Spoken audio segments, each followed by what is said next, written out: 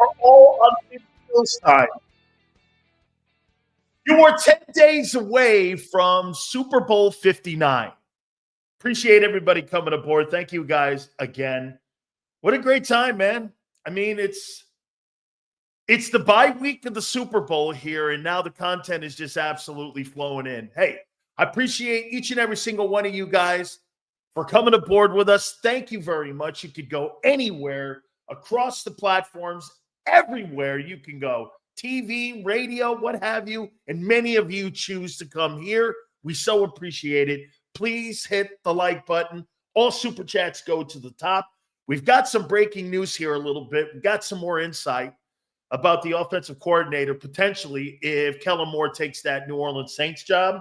Marcus Hayes from the Philadelphia Inquirer will join us at 3:30. Howard Eskin will join us at 4:30.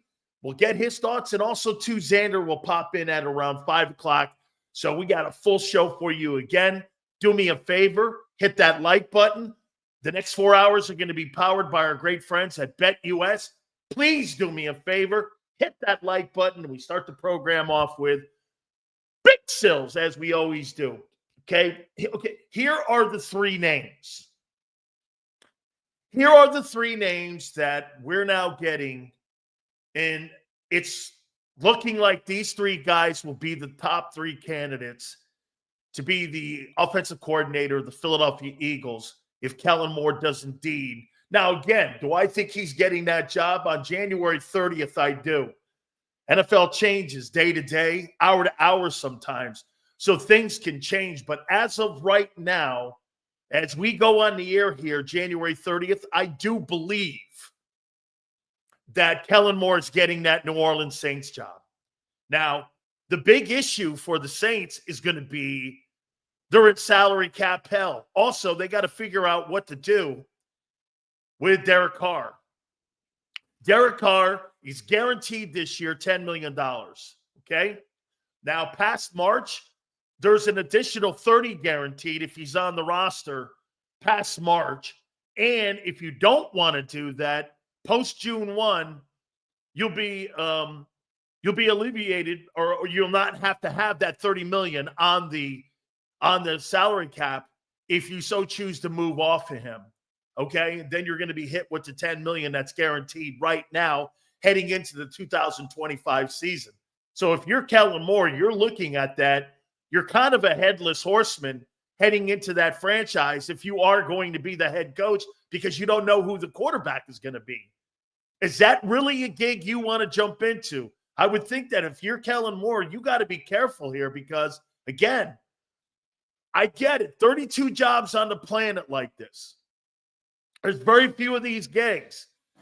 They're some of the most coveted jobs in all of sports, being a head football coach in the National Football League. But if you take that job in New Orleans and you shit the bed down there, okay, and you have a great roster in Philadelphia, you know, let's not forget something here. He did a great job at figuring out what pieces to move around to get this team into the Super Bowl. No doubt. I think he's had a great year. I don't care what people say about how Jalen looks. That's not the point. You're in the Super Bowl. An offensive coordinator's responsibility is to win games, not make you look good. Okay? That's a receiver's mentality. I don't give a shit if a receiver has his numbers. It's about winning ball games. Look at Patrick Mahomes this year. Didn't look good. They still only lost one game, really one game that mattered. That was the Buffalo game, not that stupid Denver game at the end of the year. This is about getting people into the Super Bowl, winning significant games. I think he did a great job of that. But you got to determine, do you have enough pieces? Because you got $50 million you got to whack this year off of that $275 million salary cap. So you're going to go into the first year having to exit players, not add players. That's something to think about if you're Moore. There's only one job open, and that's the Saints gig. I think the reason Mike McCarthy pulled out because he knows Moore's getting that job. We shall see. Okay, so here are the three names. Josh McCown Quarterback coach, Minnesota Vikings. Nussmeier, passing coordinator for the Eagles. And Frank Reich. Those are the three coveted guys. As of January 30th, those are the three guys that they're looking to have a contingency plan for in case Kellen takes that job. You got to be prepared. You can't, after the fact, go, okay, now we'll look. John Gruden, I would really like. Okay? Hey, by the way, a trash list, it ain't my list, guy. It ain't my list. Okay, so again, those are the guys and those are the names. Doug Peterson, not happening. I would love John Gruden. Okay, I would love John Gruden. Hit that like button. We appreciate you guys coming aboard. By the way, we're just a couple days away from Jerome Brown's birthday of February 4th, too. How appropriate. A couple days before the Super Bowl, JB's birthday, too. I look forward to maybe doing a little bit of reminiscing by getting Clyde Simmons on. And we'll talk to some of those people off of Gang Green and also some of the guys that were on that team, like Keith Byers and Keith Jackson, the former tight end of the Eagles. We'll get those guys on during the Super Bowl week. So do me a favor, guys. Please hit that like button. Guys have been great the last couple days, man. Especially in the bye week. We appreciate it. Thank you guys so much. That's right, Khalid. I appreciate it. God bless JB forever, and he's forever an Eagle. No doubt about it. Hit that like button. Like I said, Marcus Hayes at 3:30, and Howard Eskin will be with us at 4:30. Pretty crazy where we are right now. We got a ton of topics to hit on.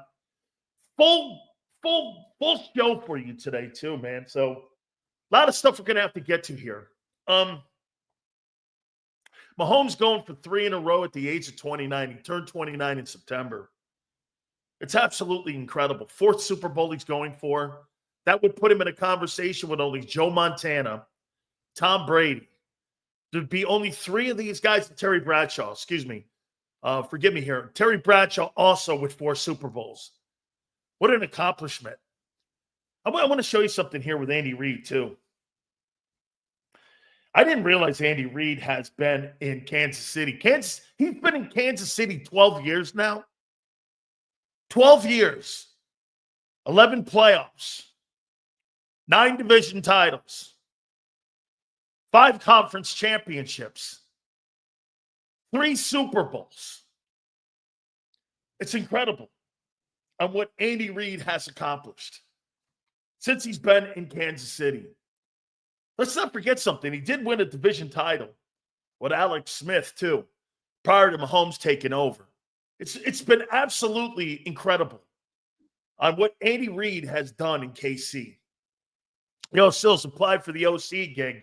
I don't think offensive coordinator would be my gig. If anything, it would be, I appreciate that, though, bro. It would be the defensive coordinator, and you got a pretty damn good one right now. I can't believe Andy Reid has been, am I right when I say that Andy Reid has been in KC 12 years? That's crazy to think that he's been in Kansas City that many years. Okay, right out of the gate here, this is what we're going to do. Advantages. Heading into this Super Bowl. I wrote down a couple of them here. And I wrote down the advantages and disadvantages. Who has the advantage heading into Super Bowl 59? Right? Here we go. Kansas City's offense versus the Eagles' defense. I say Kansas City's offense has the advantage over the Eagle defense. Why? Stability, coaching, quarterback. They've done it. They won more games than you. Against tougher competition. Their offense is better than your defense. And it's better than your defense when it matters. I don't care. Hey, get this. You can have the number one defense. I'll take Patrick Mahomes and Andy Reid. Okay? I don't give a shit what you think about the number one defense. You're playing against maybe the greatest coach and quarterback of all time. You have the number one defense? Sure. Those guys are the greatest to ever do it. You have no advantage in that matchup. Okay? Get this. You're fucking wild, bro. Well, those guys are going for 2 Super Bowls in a row. They're going for their 4th in 6 years. I'm not sure what you're talking about. How do you have the advantage over something where these people have accomplished? What exactly is your metric? Tell me what your metric is that you think your defense is better than the Chiefs' offense. They've already kicked your ass in the not kicked your ass. They've already beaten you in one of these. Where is your advantage? Secondary? Are you trying to tell me you think that Patrick Mahomes can't dissect your corners? You're high. Are you trying to tell me you don't think Andy Reid, who's 8-0 versus Vic Fangio, is a better coordinator than Vic? We're not talking about Dan Quinn and Cliff Kingsbury. We're talking about Andy Reid here. And Mahomes. You're missing the point. Yeah, but we have more talent. Talent doesn't always win the game, does it? Okay? Kansas City's offense is better than your defense. They have a proven track record. You don't. What have you won? An NFC championship, no doubt. They've won 5 of them. They've won 5 NFC championships. 5. 3 Super Bowls. What have you won? And by the way, this is not just a historical track record. This is a modern day present track record. They had more wins than you this year. They're back to another Super Bowl. Where do you think you have the advantage? On paper, that's it. In a game, we have to see that played out. Then they're saying the same shit in 17. We won. Prove it. Prove it. I know who Kansas City is. I know who they are.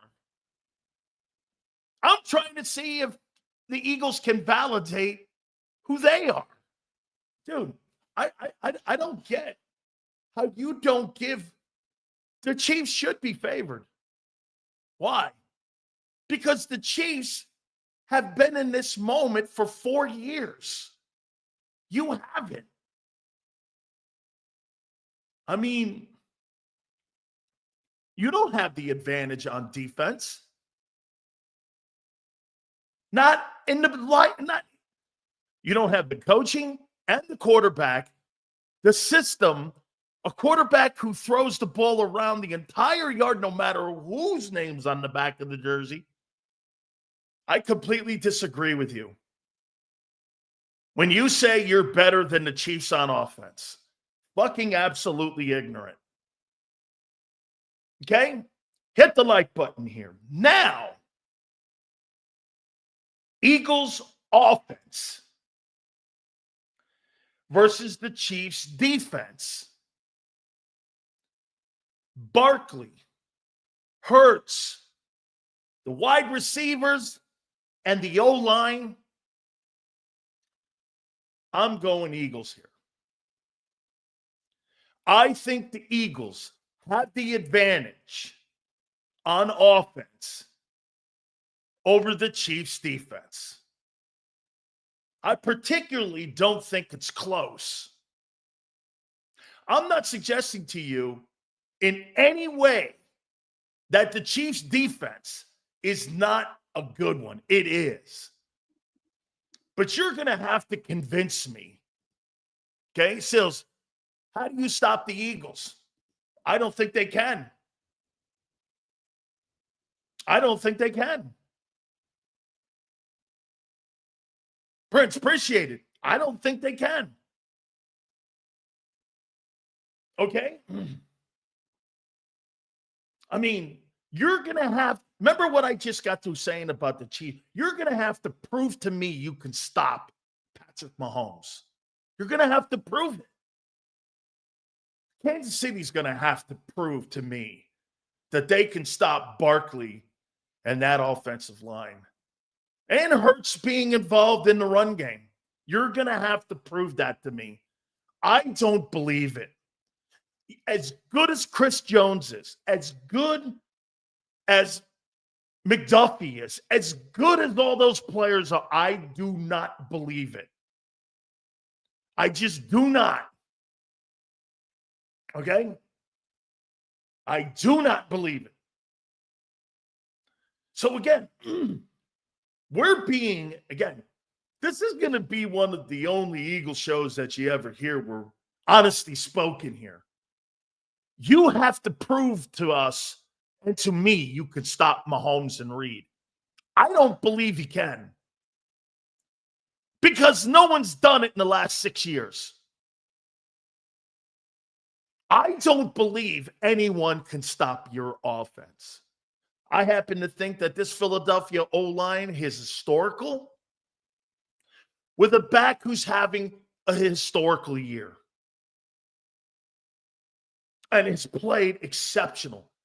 I made the comment all year. Outside of quarterback conversation, I don't think it's close. Barkley's the best player in the league. Crazy.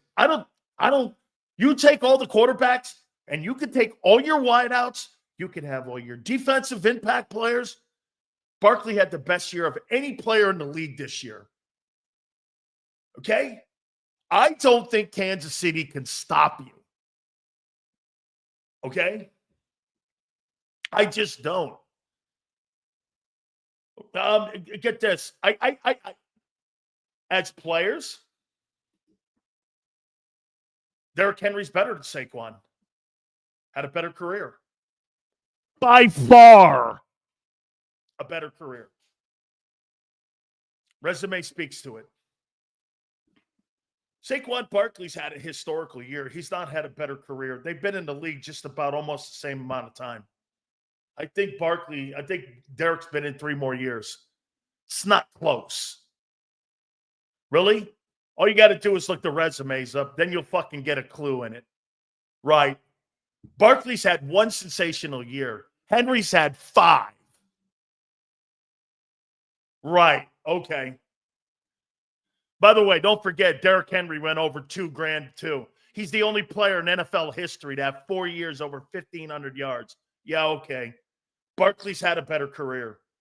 You're high. KC got to worry about that three-peat. I'm starving over here just to look at the hunger in their eyes, man. I can't wait for next week. Go Birds, Devontae. Okay? That wasn't the question, douchebag. Where's Henry? Henry's going to be in Canton. That's where Henry's going. He'll be in Canton. Guys, you're not suggesting to me you think Saquon Barkley's had a better career than Derrick Henry, are you? Facts speak. It's not close. Barkley's not making it to the Pro Football Hall of Fame based off of 1 year. He's not. That's not happening. It's not. Stupid comments. All right. Who are the X factors in this game on Super Bowl Sunday? Who's the X factors, you think, in this game in 10 days? Who are the two X factors? I got Mahomes and Barkley. It's Mahomes and Barkley. These are the two X factors. You've got to stop both of these players. As much as I like Jalen Carter, no question you got to deal with him. You have to deal with him. But the two guys in this ball game that are the prime people that you have to stop Mahomes and Barkley. There's no getting around it. I mean, those two men are the X factors. How are you stopping Patrick Mahomes? How are you stopping him? With Barkley. How are you stopping Barkley with Mahomes? Kansas City has to get a run game going. It's imperative that Patrick Mahomes runs in this game. I think you're going to see about 9 or 10 carries. Hey, will somebody do me a favor? Kyle, you're pretty good. How many carries did – now, I know there were 5 quarters played last year because it was an overtime game, but how many carries a year ago did Mahomes have in that Super Bowl? I think Mahomes is going to have that type of game again where he puts up a lot of rushing yards in that game. He's got to, in 10 days, put up 65 or more yards. I thought he had 65 yards, 66 yards rushing last year in that Super Bowl. Okay? He's going to be a guy who's going to have to run that football. Okay? He's got to run that football. Look at this guy. Mahomes will get exposed. Yeah, I know. Probably after 5 Super Bowl appearances, Joe. Hey, Joe, what an epiphany. You sit around all night long thinking that went up, that Mahomes will be exposed after his 5th Super Bowl appearance. Yeah, great take, dude. He had 9 carries. Thank you, Kyle. There's my boy right there. 9 carries for 60 yards. That's right. He's going to need between 9 to 12 carries in this game if he wants to beat Philly, because I think Kareem Hunt has brought a lot. I think the kid Pacheco has had an up and down season because of injuries.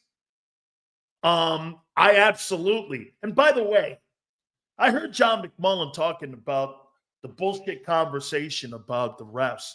Fuck that. I believe it's real. If you don't think Jordan rules exist for the Mahomes rules and favorable calls to favorable players and elite players, you've never played competitive sports in your life. Those guys get the benefit of the doubt all the time because of their greatness. They've built the equity up with these refs. And if you don't think that, I don't know what to tell you. All great players get the benefit of the doubt. You know why? They give them the benefit of the doubt because of their greatness. Oh, it must have been on that side. I don't think the Chiefs get the calls. I think Mahomes gets the calls. How many people do you guys remember? What was it, about 2 years ago? Remember that Carolina Bucs game? To keep a drive going, a ref threw a flag on Brady getting sacked by a Carolina guy, which was kind of absolutely off the charts stupid and bad, and it was a horrible call. What happened? They got the first down. They scored. They ended up winning the NFC South. Off of that one play, you're telling me he didn't get the benefit of the doubt. Okay. Just like Jordan didn't get a push-off in that Utah game to win an NBA title. Okay. Yeah, okay, John. Great players get the benefit.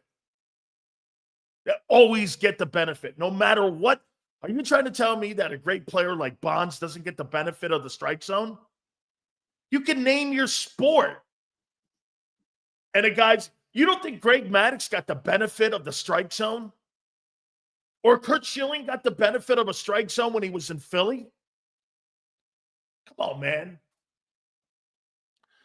Treat Mahomes like JD5. Both are dual threat, but one is more experience, easier said than done. If you can stop Mahomes and take out the number one weapon, Kelsey, you got it. Hey, Abe, I'm going to make a comment to you here on that. People used to say the same shit about Joe Montana and Jerry Rice. Hey, you stop two guys, you win the game. Funny, on the way to 4 Super Bowls, no one could do it. Nobody else in that huddle is a Hall of Famer. Do you realize that? They only had 2 guys in that 49er huddle. 2 guys that were Hall of Fame players. Nobody else. Nobody in the O-lines ever made it. No other wide receivers ever made it. No tight ends ever made it. It's the quarterback and the receiver. There were 2 dudes. You used to look up. Now, look, the 49ers had great personnel on offense. I'm not saying they didn't, but they had 2 guys. 2 guys, and they won 4 of them. Taylor's not a Hall of Fame player. He's another really good player. John Taylor's not a Hall of Fame football player. What are you, nuts? I mean, nobody else on that 49er team ever went to the Super Bowl or ever went to the Hall of Fame. Randy Cross is probably the closest guy. Roger Craig was good. Roger Craig was Christian McCaffrey before Christian McCaffrey. Yes. The league is going to protect their investment, Sills. Nothing we can do about it. Yeah, there is. Go out and play your ass off. Rodney Lott's on defense, dude. Those are the X factors. Do I think the Eagles can stop Mahomes? No. Do I think the Chiefs can stop Barkley? No. No, I don't. No, I don't. Who has the better game? Who has the more impactful game? I think it's going to be clear and simple between these 2 dudes. Whoever has the better game is going to win the MVP award and is going to win the Super Bowl. Okay? And I don't believe the Eagles can stop Patrick, and I don't believe the Chiefs can stop Barkley. No way. You're really going to have to prove it to me that somebody can stop that old line. I don't buy it. I just don't believe it. Okay? I just don't. The Eagles' offensive line has been the best unit in all of football at any position. Wide receivers, running backs, D-line, linebacking core, pick it. The O-line of the Eagles has had the best year of any unit in the NFL this year. Who will come in the game more hungry?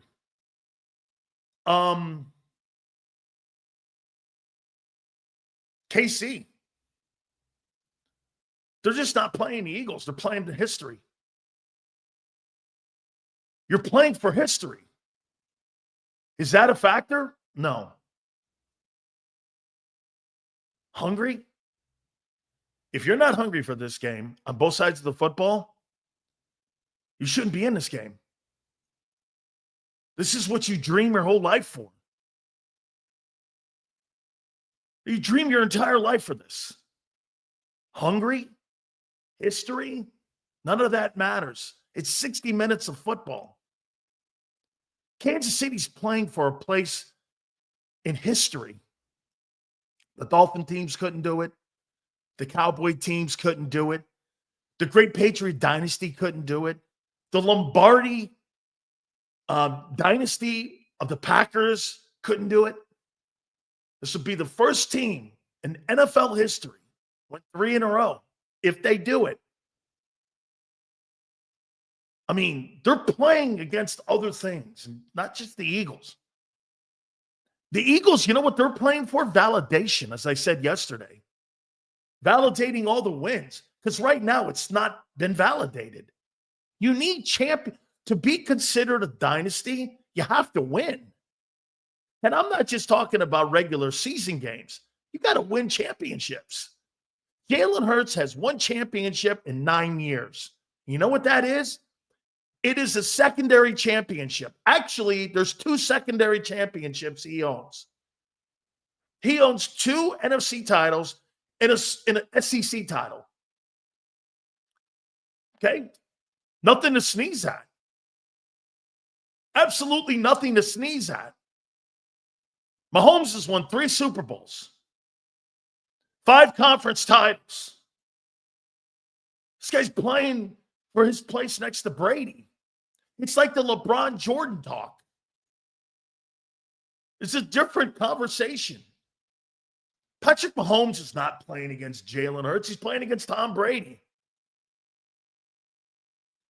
Look what that championship will do. By the way, if Jalen Hurts wins the Super Bowl, it silences critics.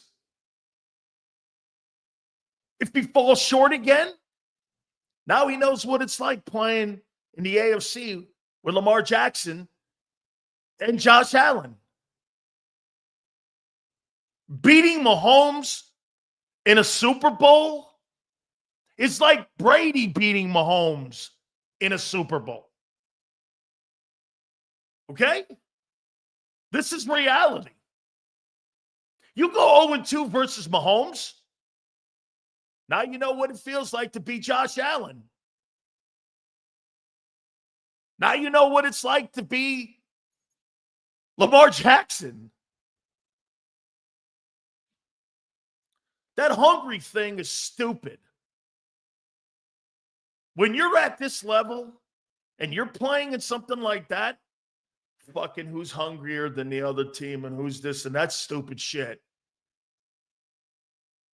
Okay? Because you've built the mentality up all year long of toughness, and that toughness was on display for the Eagles versus the Redskins. Guys banged up and they're going out and still killing people. That's hunger. That's hungry. That's being tough. And you don't just turn it on for a Super Bowl. You are that guy. Everybody is hungry in this game. Everybody on both sides of the football are playing for something. They're a piece of history. That's what they're playing for. Jalen, Barkley. How about this for Saquon? Saquon Barkley wins the most valuable player in the Super Bowl in his first year in Philadelphia outside of New York. 2,000-yard rushing season. He wins the MVP. Every voter that will think about him potentially one day being a Hall of Famer, you know what they'll say? New York wasted his ability. And it will be a kudo for him. It'll validate what many people thought about Barkley in New York. He was the only thing they had. And then there's exit on how shitty he was treated out the door. Lying ass Joe Schoen. Oh, yeah, make sure you give us a shot to match the offer. You fucking liar. You were never going to offer him. Barkley even said it on a podcast. He said, I knew they were lying. And what did he do? He ran all over the league this year. That guy ran with a purpose this year. What a sensational season. Leadership. I'll tell you one thing I learned about him this year. I did not really watch him that much in New York. And if that's the guy that they had in New York, what a criminal move. Not having that guy represent the New York Giants. Fuck Daniel Jones. Who made that call? Oh, wait, the same people that are there. How do you justify that? Daniel Jones has been fired. I don't get it. We're going to run it back with Dable and Schoen. Why? Barkley made you look like an asshole. 10 times over. I've never seen people get it taken in the keister like the New York Giants have. I've never seen that. Guy leaves a place and goes and potentially is going to be the Super Bowl MVP. Outrageous. Outrageous. How the New York Giants aren't held to a higher standard. I'd be killing that fucking team. I was on the radio in New York. I'd kill that team. But then again, the Giants own WFAN too. Crazy, man. How you just don't kill that team. You look at Barkley now. He's an X factor in Super Bowl 59. It's either him or Mahomes. Kudos to the Eagles. I love the Eagle fans too. They took him in. Hey, Giants don't want him. We'll take him.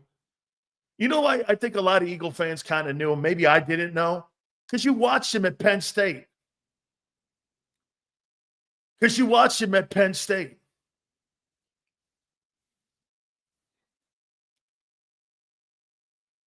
Special teams. By the way, guys, give me a total on the likes. Please hit it. I think Kansas City has the advantage here with Harrison Butker and also with Matt Araiza. By the way, how awesome is it for Matt Araiza to be now in Super Bowl 59? A man who was wrongly accused of gang rape. And who was the guy that gave him a lifeline like he gave Michael Vick a lifeline? Andy Reid. Andy Reid. Only coaches that can do that are coaches like that. Hey, man, if everything checks out, and I believe you, you got a spot on our football team. I'm not going to end your career. Now you're playing in the Super Bowl. Way to go, Andy Reid. Guy who was wrongfully accused. And that cross-dressing broad used to get on my shit about defending Matt Araiza. Well, here he is. Super Bowl 59. Vindicated. And soon potentially to be validated. That is coaching. Taking a gamble on a guy like that. No one else had the balls. No one had the balls like that to do that. He did it. Just like he did it with Vic. Kudos, Andy Reid. Okay? Honestly, kudos. That's looking at a guy not just going with the winds of social media or the woke culture. He said, fuck that. Let's do our due diligence. Let's get our own Dom, Big Dom, to check him out. Check them out. 10 days, he's punting in the Super Bowl.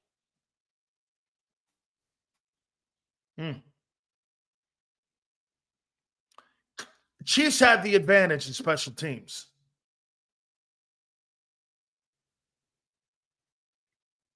Coaching. Get this. John McMullen says he's taking Vic Fangio over Steve Spagnuolo, who engineered a defense to beat Tom Brady and the undefeated New England Patriots to get Super Bowl I. He engineered another one to beat you. He engineered another one to beat the 49ers. He engineered another one to beat the Niners again. How does a guy with 4 rings versus a guy with no rings have the advantage over Steve Spagnuolo, who's going to Canton? I'm missing it. So wait a minute. He also beat the GOAT with a lesser team, 10-win Giant team. 4 rings as a defensive coordinator. Can you name me another defensive coordinator in pro football history that's got 4? I can't. I can't. I can't.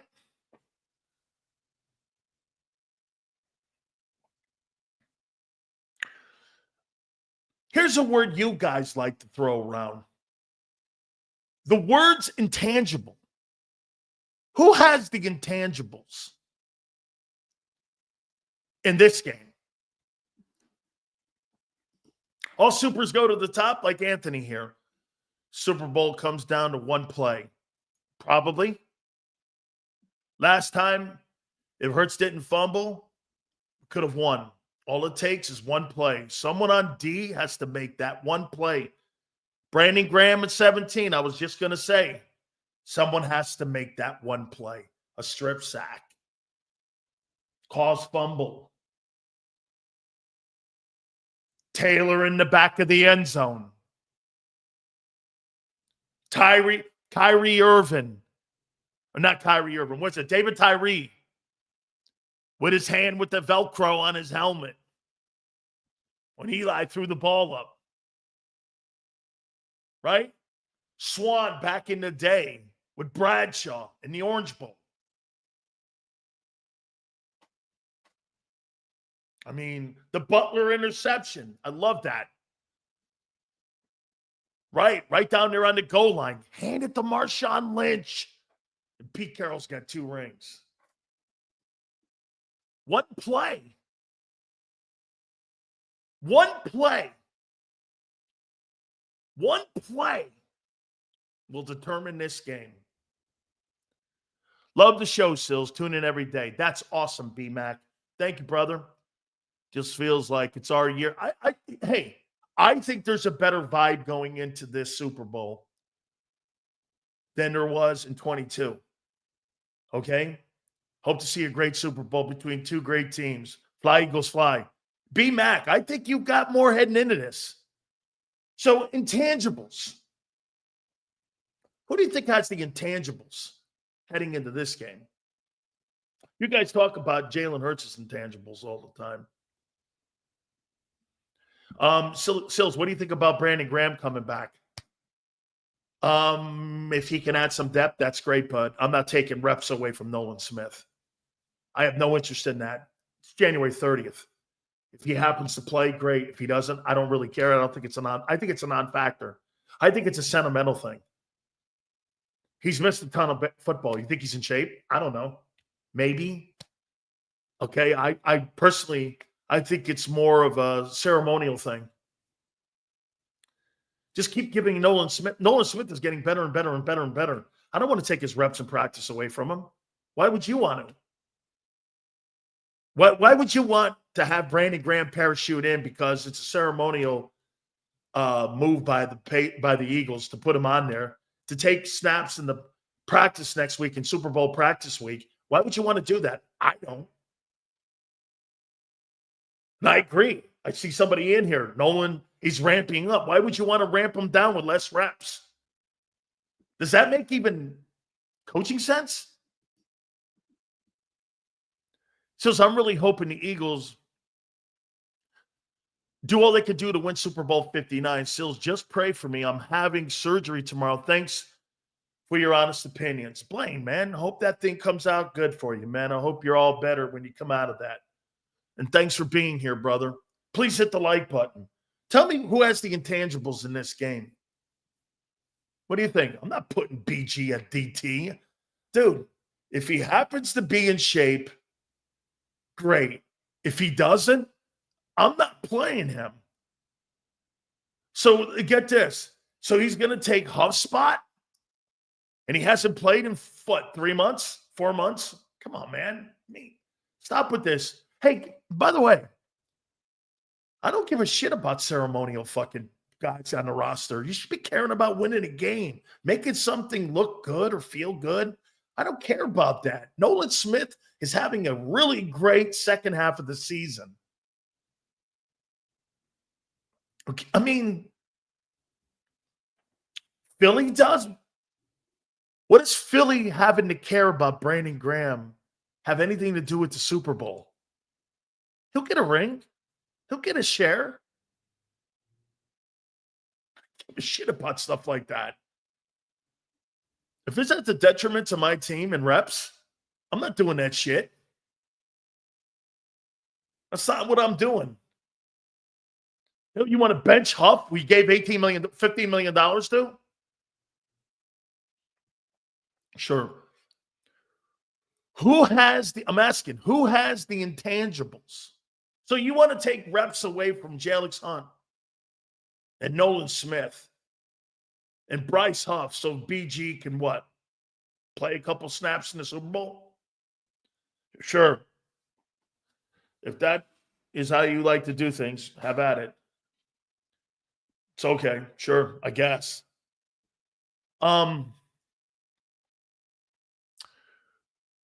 Here's why I say the Chiefs have the intangibles. They've been here. They've done it. They've seen it. They've been through it. Wins and losses. I'm not saying Eagles don't have intangibles heading into this. The Chiefs just have more in droves with it. You're playing not against a team that occasionally gets here. You're playing against another dynasty like the Patriots. They're here every year. They're here every year. The intangibles are on the KC side. Let me ask you this. How many conference championship games has Andy Reid coached in? Let's see, we're 5 and what? 5 in Philly and 8 in Kansas City. So you're trying to tell me he's been in 13 conference championship games. Is that right? Kyle, I thought it was 13 because 7. So maybe 12. 12 conference championships. Because Mahomes has been in the conference championship game every year. And he was 5 times in Philadelphia. Wow.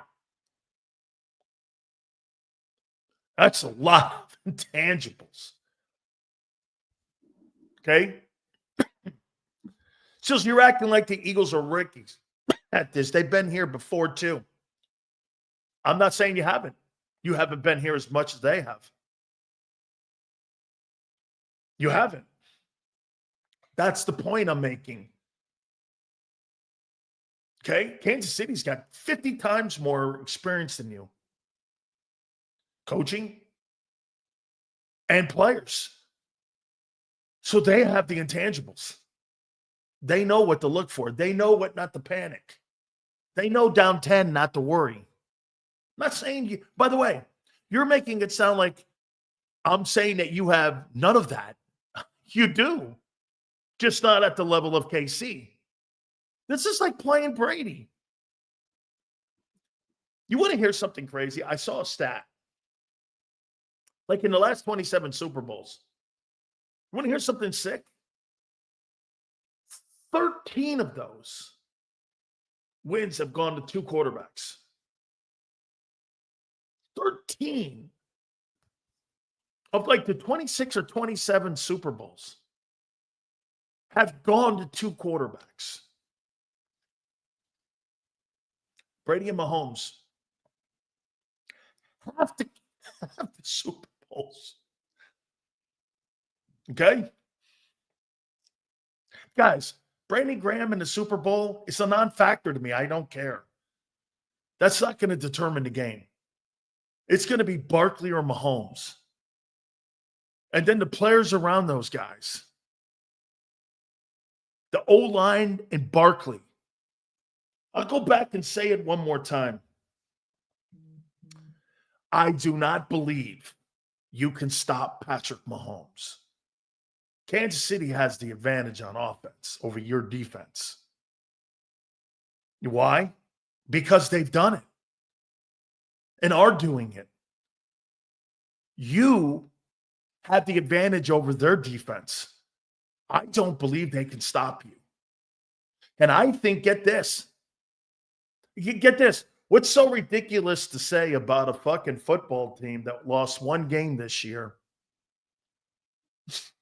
and is going for their third Super Bowl?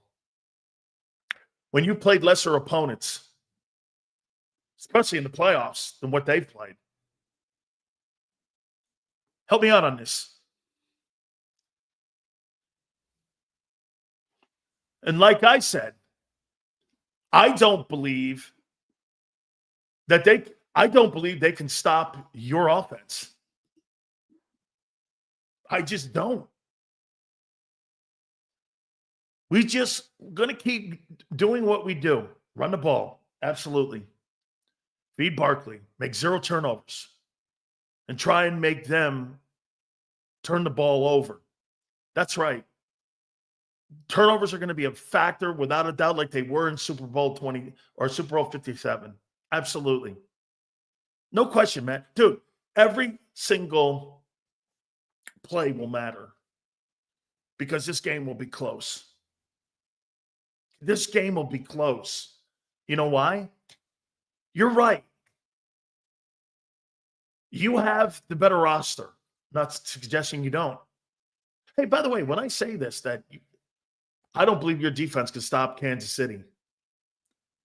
That doesn't mean I don't think you have the better 53 as a group. I do. I do believe that. They've got you in coaching and quarterbacking. Experience, intangibles, special teams.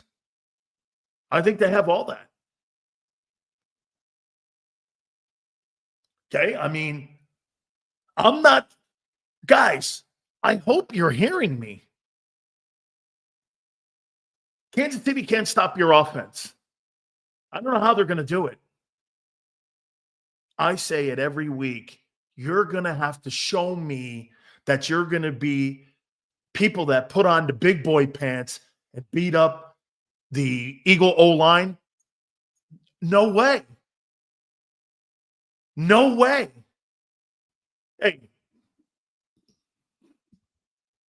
Hey, RJ, were Kansas City's receivers weak in Super Bowl 57? You had AJ and Devontae in Super Bowl 57. Did you not have the better receiving core in Super Bowl 57? RJ, did you not have them?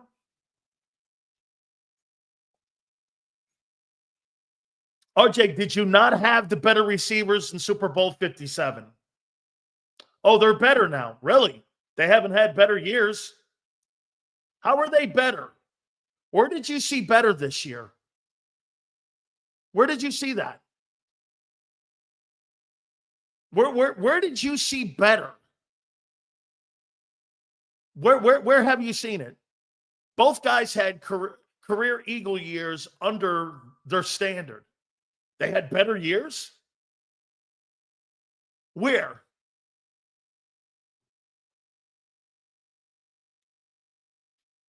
I mean, you had the better team in Super Bowl 57. Sills, the Eagles' offense is the only thing that can stop the Eagles' offense. Curtis, I don't think Kansas City can. I don't give a shit what Spagnuolo does. If Jalen Hurts turns the ball over, Kansas City wins. If the Eagles don't, I want to see Kansas City stop you. Kansas City, get this. Hey, folks, will somebody tell him that the Kansas City Chiefs benched all their players in the last game of the year? Carson Wentz started. Nice job, dickhead. So these are two elite teams. We will see who's better in the Super Bowl. Yes. That's why I say I think they offset one another. Intangibles, coaching, special teams. I do think this is going to be a really close Super Bowl.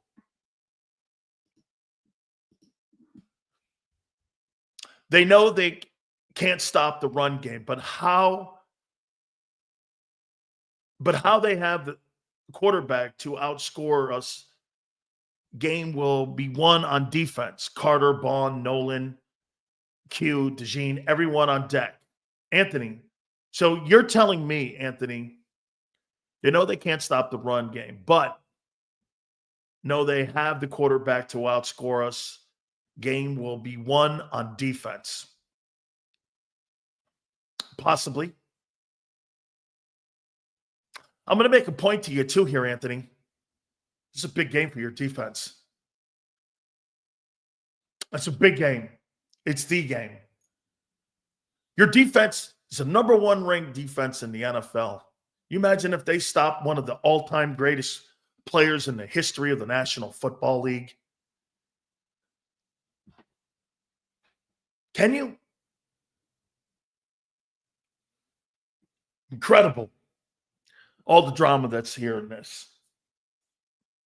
I love it. I think it's got everything you need. Everything.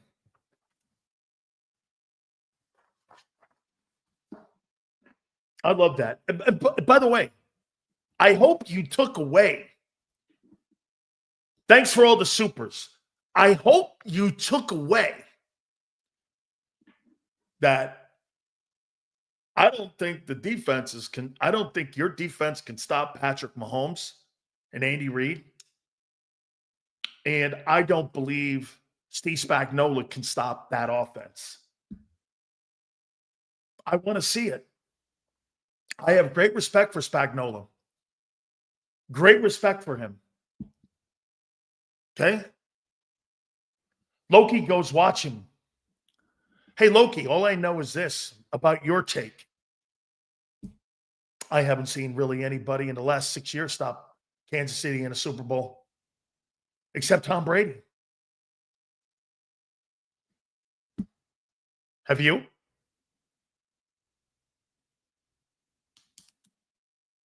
Have you seen anybody stop the Chiefs in a Super Bowl? Except Tom Brady?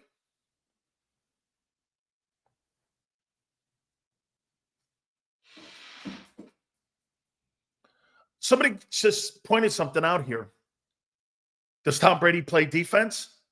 Yeah. And so does Mahomes. You know how? Ball control drives. Keeping your offense on the sidelines is also a defensive mechanism to make sure that your football team wins the time of possession and field position so that your defense is not constantly in poor field position to have to defend Mahomes on a 50-yard line instead of a 20-yard line or a 30-yard line. Yeah. These quarterbacks will dictate field position. So don't talk to me about strategy. You have no idea what you're talking about. If a quarterback goes on 5, 10 or more play drives, game's over. Game's over. And that suits the Eagles more than the Chiefs. Because why? What's the one thing the Chiefs can't do that the Eagles do when it comes to sustaining drives? Do you guys know what the most important thing Kansas City can't do that the Eagles can do? You know what that is? What is that?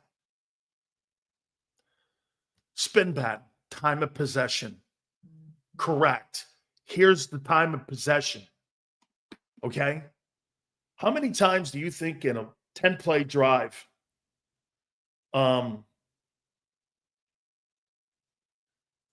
okay?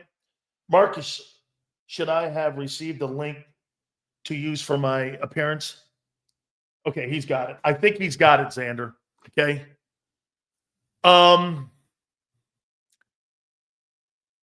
Let me ask you this. In a 10-play drive, okay, how many times do you think Kansas City will throw the ball in a 10-play drive? 7? 6? How many times?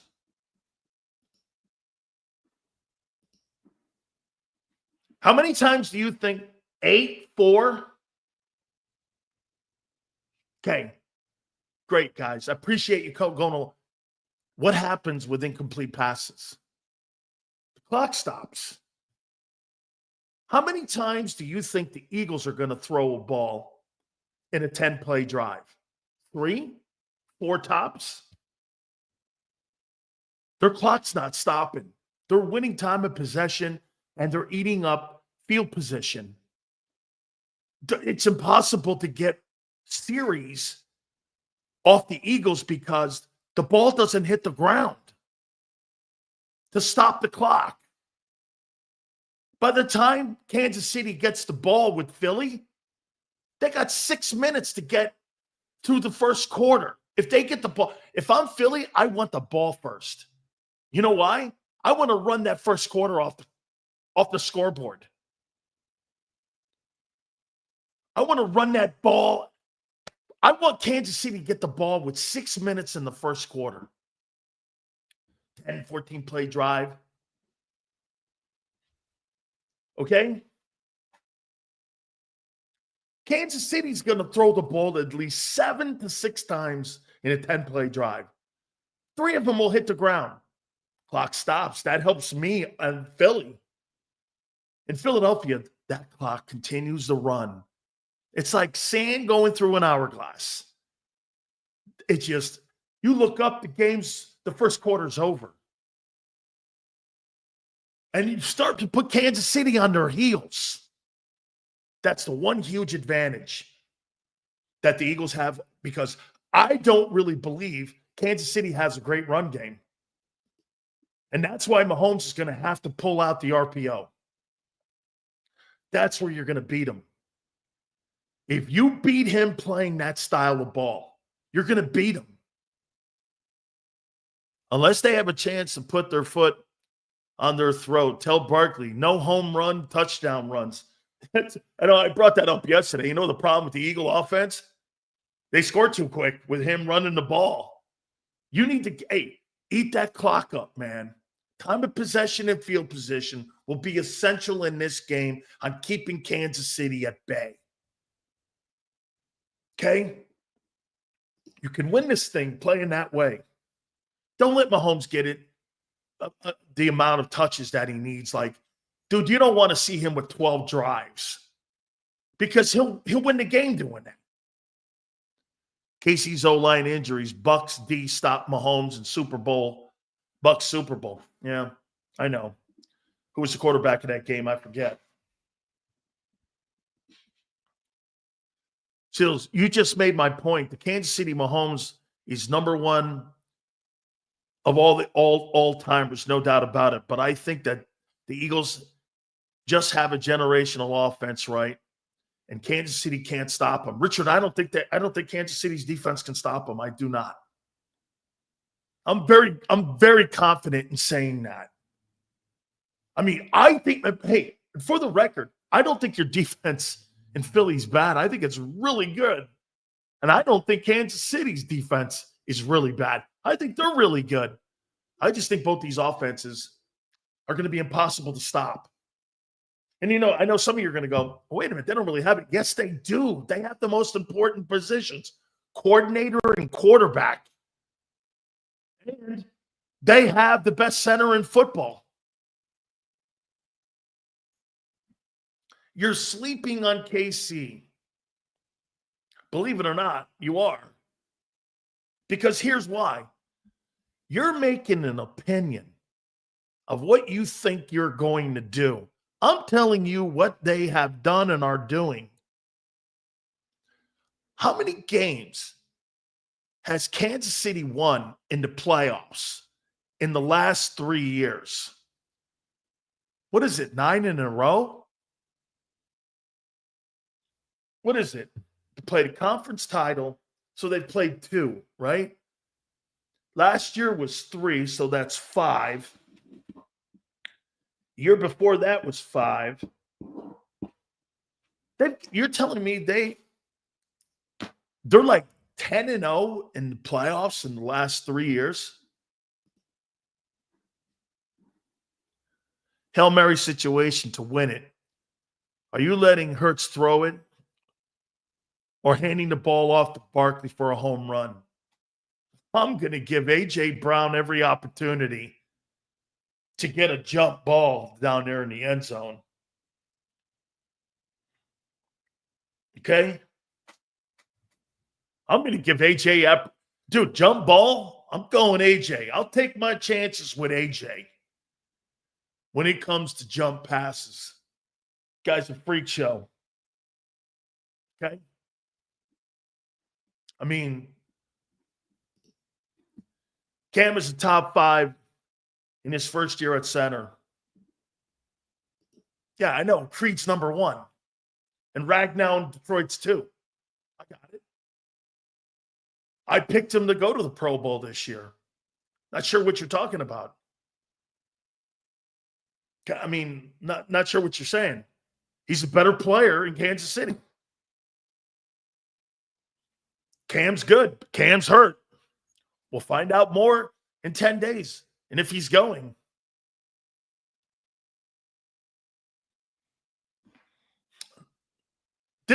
I hope you took away what we just did. Okay? I hope you just took away that I think this is a close game. Okay? Look at this one. Eagles have things in their playbook no one's seen, and Vic is going to tear ass. So you're trying to tell me you think that Vic Fangio has things in his playbook that Andy Reid and Patrick Mahomes have never seen?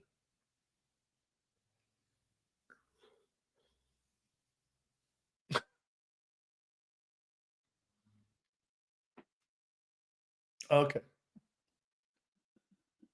Okay.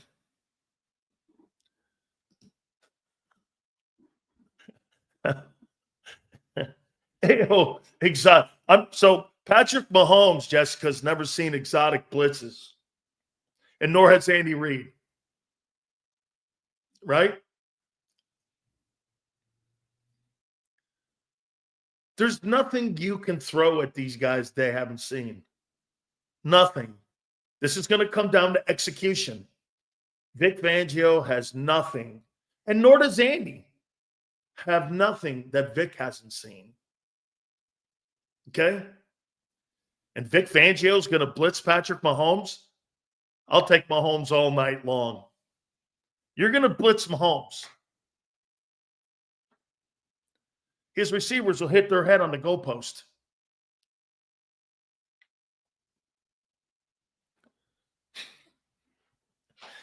He's got things in the toolbox that Mahomes has never seen.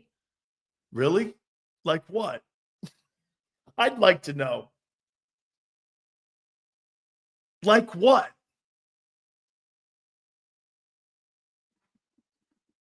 Hey, by the way, talent doesn't win the Super Bowl. You proved that, and so did San Francisco last year. Execution and experience win this thing. Right? We would never say last year Kansas City had the better team. And the year before that, they didn't have the better team. 2 Super Bowls in a row, they go in with the inferior team. How are they winning? They really didn't have that great a team this year. How'd they go 15-2?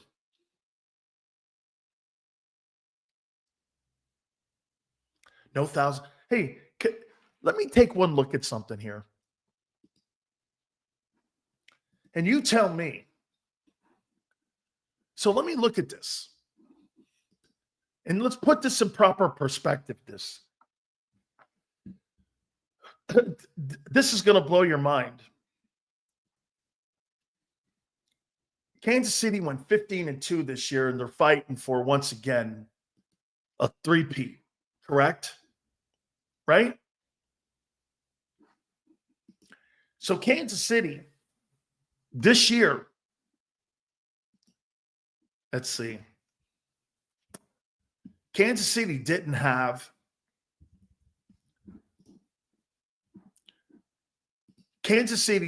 have a 4,000-yard passer, an 800-yard rusher, 1,000-yard receivers. I'll tell you something that's wild, though. When I went here, Anthony, thanks for the super. I appreciate it. If anyone thinks we can trick Mahomes, they don't watch the game. Okay? A receipt with W is simple. Recipe for W is simple. Keep him off the field. That's right. That is the recipe. He's going to score, limit his chances, hopefully force a turnover, and it's you versus the clock. That's the game. You're absolutely 1,000% correct.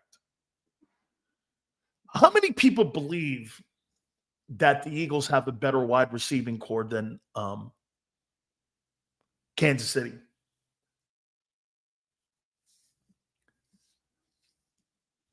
How many people believe?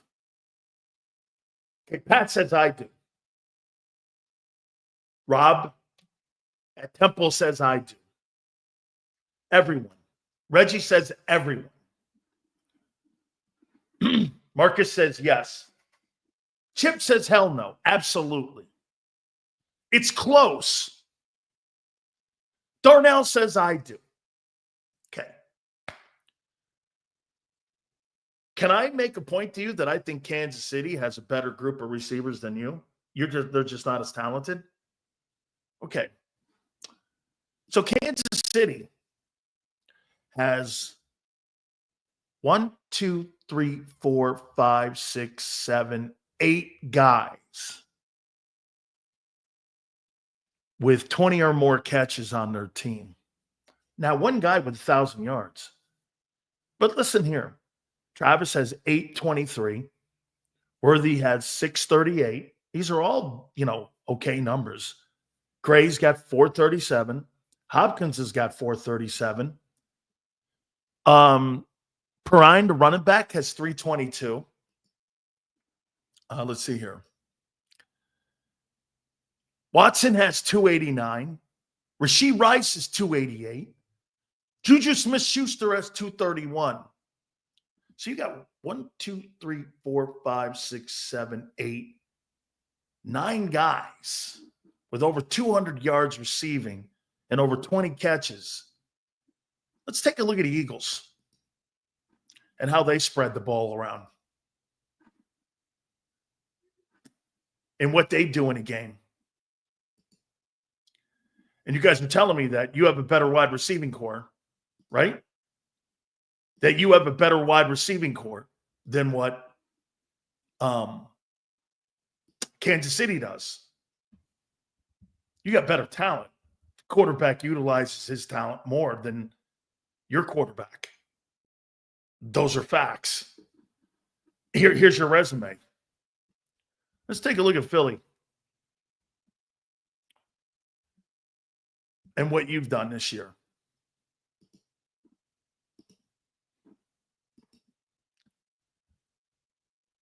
Let's see. You have 1, 2, 3, 4, 5 guys with over 200 yards. Top 2 guys, AJ and Devontae. 1,079. Then you got Devontae. After that, you have Goddard. Then it goes down to Calcaterra. Again, Patrick Mahomes this year completed more passes than Jalen Hurts had attempts.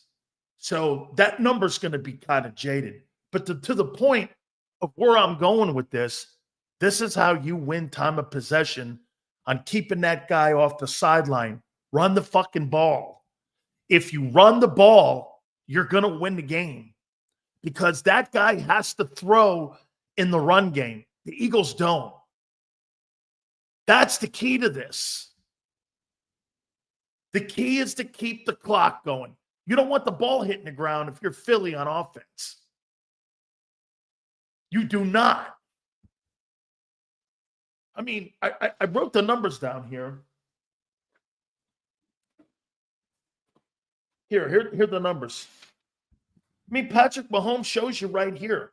Mahomes had 392 completions. Jalen Hurts threw the ball 361 times.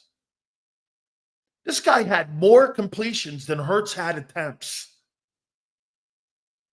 And you know why you were able to run people out of the building? Because you ran the ball and you had time of possession and you had field position. Okay? Essential in beating Mahomes. Vic is the best at hiding real coverages and rotating late. He's the best. He's great at it. You only need one beat to throw off timing. Then just stop off schedule. Mahomes, easy passing. Easy peasy. All right, listen, I'll say this to you, Mad D. You got to get him off his spot. You got to move him around. You want to get him off schedule. Absolutely. And you're talking about coverages. You're trying to tell me that you think because of post-snap coverages, you really do believe that Patrick Mahomes is not seeing that when you've got a savant like Andy Reid teaching him. It's a fucking stupid take. There is nothing Vic Fangio has in his toolbox that's going to confuse Patrick Mahomes. This kid has seen it all. Why are you saying that? That this exotic scheme that Vic's going to come up with that Patrick's never seen is dumb. By the way, the resume speaks to it. Dude, I'm actually not talking about opinion. I'm talking about what people have accomplished here. The accomplishments speak for themselves, and they're in the present doing it. We're not talking about past history, about the Dallas Cowboy dynasty. We're talking about people that are in the middle of it. Do you understand? He's in the middle of his prime. We're not talking about somebody post. Jalen Hurts is only 2 years younger than Mahomes. You're making it sound like this guy's 35. This guy's got 10 more fucking years of football ahead of him. Vic's going to come up with a no, this is going to come down to Jimmy's and Joe's making plays and execution. Sills, get this. Tom Brady has never been knocked off his pedestal. 7 championships in 10 years. Or 10 tries. He's 7-3 in Super Bowls. That's some knocked off his pedestal. Really? And it's so much for that. He was 45 when he got beat. You had to beat an old man. How stupid it takes. Sills, the KC numbers you lay out, Vic's plan. KC wins because you don't know where the ball is going. That's correct. Force Mahomes to limit his option. With pressure in the middle, correct? Middle of KC's O-line's a mess. Yeah, they had to move the kid Tune out the left tackle. I agree with you. Yes. By the way, I want to back up here. Who is the more physical football team? Oh, I think it's the Philadelphia Eagles. Oh, I do. As a matter of fact, I think they're a good football team. Kansas City as a group. I just think they got exceptional people and generational people in key positions. They got the best D tackle in football. They've got the best center in football. They've got the best quarterback in football. And they got the best play caller in football on both sides of the ball. You know, I don't mean to keep bringing John's name up, but he does such a great job for us, and I love the guy. I'm sorry. Steve Spagnuolo's resume speaks for itself, just like Sean McVay's does. Okay, I'm not debating resumes on what people have accomplished. Accomplishments matter, not opinions. Okay? You can have an opinion on somebody and how you don't think they're a good play caller in this situation. Sean McVay in 8 years has won 4 division titles, 2 NFC championships, and a Super Bowl. There's not much fucking else to say about that. And Steve Spagnuolo, as a defensive coordinator in the NFL with 2 different programs, has won 4 Super Bowl rings. There's not really anything to say about it or debate it. You can have the only thing you have is an opinion on him, because his resume just speaks to it. Seals, I'll be 5 beers and 2 shots in before kickoff. If you're an Eagle fan, you're going to be ready and primed to go, bro.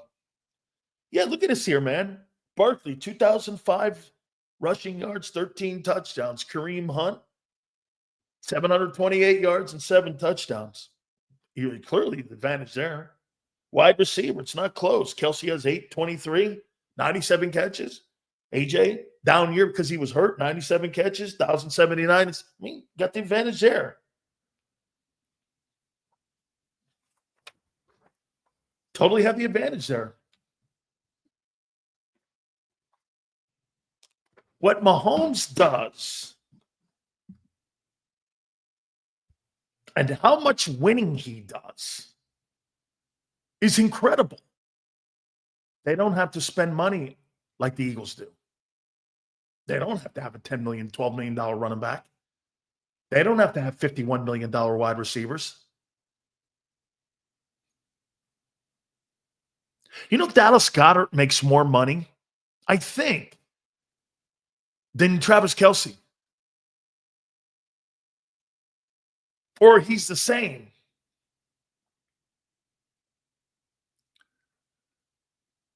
They pay Humphrey and they pay Tune. Patrick Mahomes, what is Patrick Mahomes on the quarterback list for most highest paid quarterbacks? Highest paid QBs.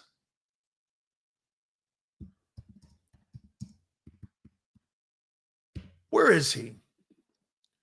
The 10 highest paid quarterbacks. Dak Prescott, 1. Trevor Lawrence, 2. Joe Burrow, 3 or 2, tied with Trevor. Jordan Love, Tagovailoa, Goff, Herbert, Lamar, Hurts, and Kyler Murray. Patrick Mahomes is the 13th highest paid quarterback in pro football.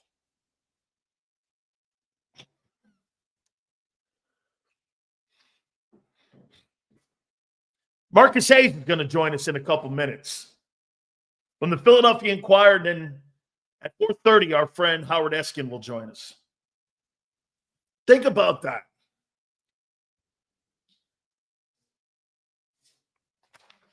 Patrick Mahomes is the 13th highest paid player in the league, and he's going for his 3rd straight Super Bowl.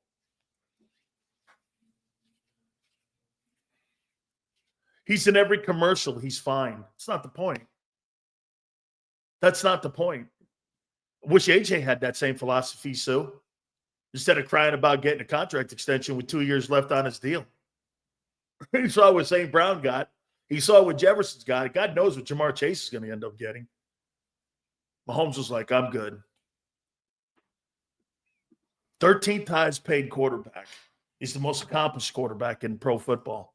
Maybe the 2nd most accomplished quarterback in pro football history. Sills, what round do you think they should take the Miami tight end? Keith, I like that kid down there. You must be watching the Mobile Senior Bowl. Is having a good camp. I do think they need to draft a tight end, the Eagles. Okay? I do. Sue says, who cares? Just win. Chiefs do win. Sue, they do. Okay? They do win. It's not like they don't. The kid from Penn State's better, but he's going to go probably in the top 15 picks. That kid 44, yeah, he's really great. I voted for him for All-American first team, plus that edge rush kid, Abdul Carter. You know, again, don't forget, Howard Eskin's going to join us at 4:30. By the way, Ray Dininger is going to join us, I believe, on Friday. Angelo will be with us back on Monday again, as he always is, in his 3:30 spot. Do you understand where you are? Before we get Marcus Hayes on here, do you understand where you are here in history as you get ready for Super Bowl 59? Okay? You got the better team again, pretty much across the board. But you're going against generational people here. Reed, Spagnuolo, and Mahomes. I don't believe you have the advantage on defense against Mahomes. There's nothing you can throw at him. There's nothing in the toolbox Vic Fangio has that those men haven't seen. Nothing. Now, at the other hand, I don't believe the Kansas City defense can stop that offense. You're going to have to show me that you can stop that O-line. This guy Barkley is having a season I'm not sure I've ever seen a running back have. I would have to go back to my youth watching Walter Payton play. The way Payton ran people over. The difference is that was so one-dimensional. A dude by the name of Bob Avellini was the quarterback. Never heard of the guy, right? I mean, that's how great Walter was. This is going to be, I think, a really interesting ball game. Teams fighting for legacy and history, and other teams validating the great wins that they have. Okay, enough of me here. I can't wait to hear Marcus Hayes and how he sees this game, because here it is. You know, history does sometimes repeat itself. The Patriots and Brady beat McNabb and Reed in 2004. Then they turn around and lose to Brady and Belichick in 2017. You lose in 2022 to Mahomes and Reed. Now you have a shot at validating and vindicating. Let's get Marcus Hayes in here and get his thoughts on how he sees this game. I think it's one of the most intriguing football games, and you would have to make the argument. I mean, I guess if you looked at the Kansas City numbers right now, Marcus, you don't think that they really had a great year, but then you look up at the one-loss column. Hang on, they're 15-2. I mean, hey, so much. If we bang on Jalen for having 2903 in passing yards, someone's going to go, Sills, yeah, I know. What's his name only had 3,900 something too, but they're 15-2. And here both quarterbacks are. How do you see this thing in this matchup in 10 days from now in New Orleans? Well, the 15-2 to me completely validates the argument that the quarterback win is a stat, because Patrick Mahomes has made so many key plays down the stretches and played such smart football that the passer rating, yards, touchdowns, interception percentage, yards per attempt, all of those metrics are wonderful, and I use them all. But the most, and it's funny, we have a generation of young reporters and people who dismiss the quarterback win or the pitcher win. No one has a greater influence on winning or losing a game than a quarterback or a starting pitcher. So it certainly should be a stat. Now, you can have quarterbacks that get wins sort of despite themselves, or they're coincidental to wins, but not over a long period of time. And especially as they get older. As they get older, they're not going to be given more chances to fail if they're mediocre. So these guys with, so many wins, whether it's baseball or football, the win really does matter. The win stat is really relevant to those players. And maybe no player it doesn't matter to any player as much as Patrick Mahomes, who's, I think we're playing in a diluted time right now. When people talk about the greatest teams of all time, they're all pre-free agency. Because before free agency, you didn't have the capacity to leave. So those 49ers teams were just ridiculous. Those Dolphins teams, those Steelers teams were just ridiculous, right? Yeah. Multiple Hall of Famers. How many Hall of Famers were on the 2017 Eagles team? You know what I'm saying? So maybe one in Jason Kelce, maybe two with Lane Johnson. Forgive me if I'm forgetting someone. But to answer your question, if Patrick Mahomes exists and he's not even fully healthy because he beat him on a bad ankle last time, if Patrick Mahomes exists, we're seeing the greatest quarterback of all time. Now, I think Aaron Rodgers is the greatest passer of all time. I happen to think that Joe Montana is probably the greatest all-around, like, winner, understanding things quarterback of all time, even better than Peyton Manning, and a spectacular athlete, not a great arm.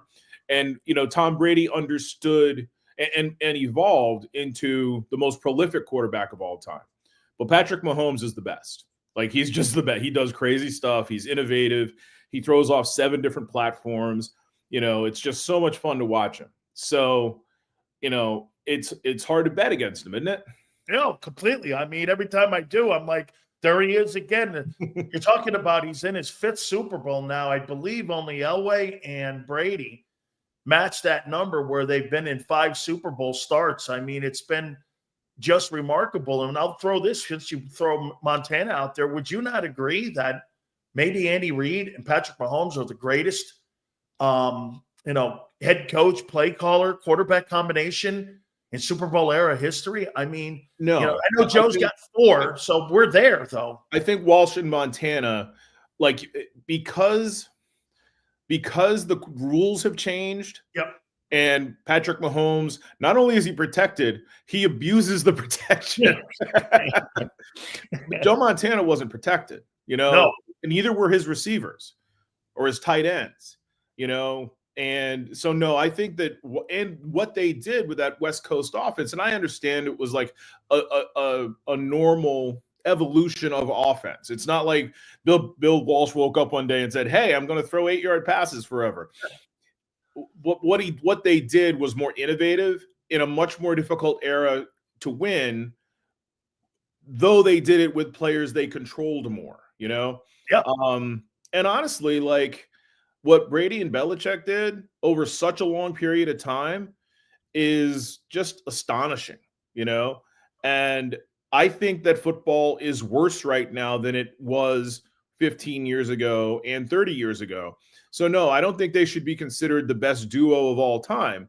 But I was talking to another colleague earlier on his show. These things are kind of like, it's not their fault, No. And if they played in 1984 or 2004, maybe they would have been. You're not comparing apples to apples because, I mean, I'm a huge Isaiah Thomas fan, and I see him on social media sometimes. Those reels that pop up or TikToks or whatever. And, they ask him, would you have been good today? He's like, no, I'd have been spectacular today. I'd have been the best player in the league today, because the rules change. And the rules change from Montana to Brady. Because of Brady, Patrick Mahomes has all of these rules. So I wouldn't say that they've done it long enough to be as good as Belichick and Brady. And I wouldn't say they did it as well as Walsh and Montana, who were really innovating.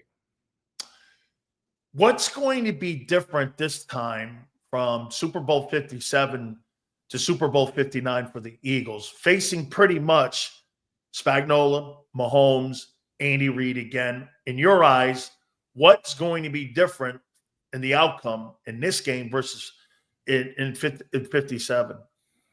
Not a lot. It's very similar, right? I mean, you had the same 2 great receivers. You had, a great coach, a great head coach, and a great quarterback, and a great defensive coordinator in Spagnuolo, who's gotten, the credit he deserves since then. But the big difference is Saquon Barkley.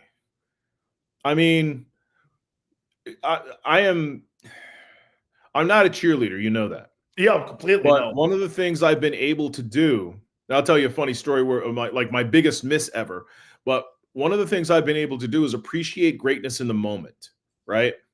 So, and sort of objectively analyze teams. So in 2017, when Nick Foles got hurt, or when Carson Wentz got hurt, I looked at the team and I said, Carson Wentz is coincidental to this team's success. You need a good quarterback, not a great one. And the day after Carson Wentz got hurt, when people were literally sobbing on the radio, I was like, don't sweat it. This team is better than this team isn't where it is because of Carson Wentz. Wow. This team is where it is coincidental to Carson Wentz. Not that he's bad, but he's good. But the other guy, I saw him win 12 games one year. Yep. So he can help you in a short term, especially if you protect him. So I said that to say what we're seeing right now is not only the best season any Eagle has ever had, and it's not close. And trust me, Reggie in the late 80s, Terrell Owens in 2004, Bednarik in the 50s and 60s. This guy plays arguably the second hardest, if not the hardest position. It's certainly the hardest position to be prolific in this era of football. And he is by far the best we've seen maybe ever. You saw OJ play, and Jim Brown, you saw those guys play. And every time the ball was snapped, you knew where it was going. So those guys, yeah, okay, I'll give them, maybe they would do the same or better as Saquon Barkley. And maybe those are crazy players you're mentioning, though. This is my Rushmore. It's OJ, Jim Brown, Walter Payton, and Barry Sanders, right? Sure, those are my four guys. Yes. Saquon is having a better season from my perspective than Barry Sanders or Walter Payton ever had. Yeah. And right. Like Walter, he's the best player on a Super Bowl team that is better known for its defense and whose quarterback is marginalized. That's a really weird parallel. So when you look at him, because you've referenced this to me before, you think that 04 roster was as good as it gets for the Eagles, and you like that roster. You think that Barkley has made more of an impact on this team than what Owens did, even though, again, he got hurt. I believe in week 12, he had 1,400 yards, I think 14 TDs in 12 ball games, and then went out there with one wheel and had a hell of a Super Bowl in that Super Bowl against the Patriots. But you think Barkley's made more of an impact than what Owens did, non-quarterback-wise, when you're looking at two players like that, a running back and wide receiver? Yeah, he's having one of the best seasons in the history of football. Not in the history of Philadelphia, but in the history of football. In an era where he's not allowed to do it. Yeah. And here's the other thing we should appreciate. How good has Derrick Henry been? He had 1937 this year. Right. And he's just so good, and everybody knows he's going to get it. And he's got like a third gear, and he's, bigger than a linebacker. So watching these two guys play right now is kind of like watching, Jerry Rice and Randy Moss play at the same time. What's different, in your opinion, from Andy Reid Philly, Andy Reid Kansas City? Is it just simply Mahomes? No, it's humility and delegation. Huh. Yeah. So I actually went there the first year that he coached. I think they started like 7-0, 8-0, something like that. The first year he coached there, I went there to do a story actually on Andrew Wiggins, who was a freshman at Kansas and a teammate of a guy named Joel Embiid. Yes. So I went there to do an Andy Reid story and went to a Kansas game and saw those two guys play as well, which is funny because, whisper down the lane, maybe the most significant person among them is Joel Embiid, right? He wasn't even starting for Kansas at that point. So anyway, the big takeaway I had just a few months removed from Andy leaving Philadelphia, and I covered Andy every second. I went to Andy Reid's house the day he got hired. I went to Green Bay the day he got hired in Philadelphia. So is it true, Marcus, that everybody in Philly went Andy who? Nobody hired? Well, no, that's not. Well, not everybody. The football seam heads, the people who really followed football, knew exactly where he was because Jeffrey Lurie tried to hire him twice as the offensive coordinator, and back then you could protect one assistant coach from going somewhere with a promotion. So Holmgren protected Andy. He wouldn't let him interview for the offensive coordinator job to replace John Gruden. So we got Dana Bible instead. So. So anyway, the big change I noticed in Andy right away is he was much more comfortable in his own skin. and he was much more comfortable letting the players sort of be the players, and he was much more comfortable letting his assistant coaches have a voice and power. You understand what I'm saying? Yep. What's the first? Do you remember? Were you here when Andy came in 1999? The most remarkable thing he did for years. Do you remember what it was? He made George Hegeman. So George Hegeman was demoted from starter to backup. Got in his car, I think in his pads and cleats, and left the facility.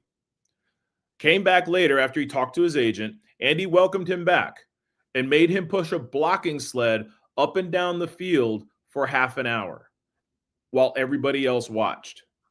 Right? Okay. So it's a guy named, I think it was Bill Lyon from the Inquirer, called him Captain Andy after Captain Bligh from what was that? Treasure Island? No, Mutiny on the Bounty. That's it. Right? It was just a horrible thing to do to any person. Captain Bligh. And so, like, fast forward 13, 14 years, whatever it was, that guy was gone. That guy had learned. I mean, he'd lost a son the year before. Jeffrey Lurie really, really wanted to keep him and had kept him a couple of times when there was pressure to get rid of him. And I don't want to say he was humbled necessarily, but he had greater perspective and was much more secure in himself. And I think that's been the big, like Andy Reid doing a State Farm commercial, stealing Patrick Mahomes' chicken nuggets. That would have never happened here. And I don't think it would have happened had he stayed here. And he's always had a very good sense of humor. He's always been a very intelligent, very curious guy, but he couldn't let anybody see that. And now he does, now he has. So that's the biggest difference for me. And it's been very consistent in Kansas City. Like, it's been very, very consistent that, and, it was a different atmosphere there too. Yeah. He goes to Kansas City where, it's a blue blood organization with a blue blood ownership group and family.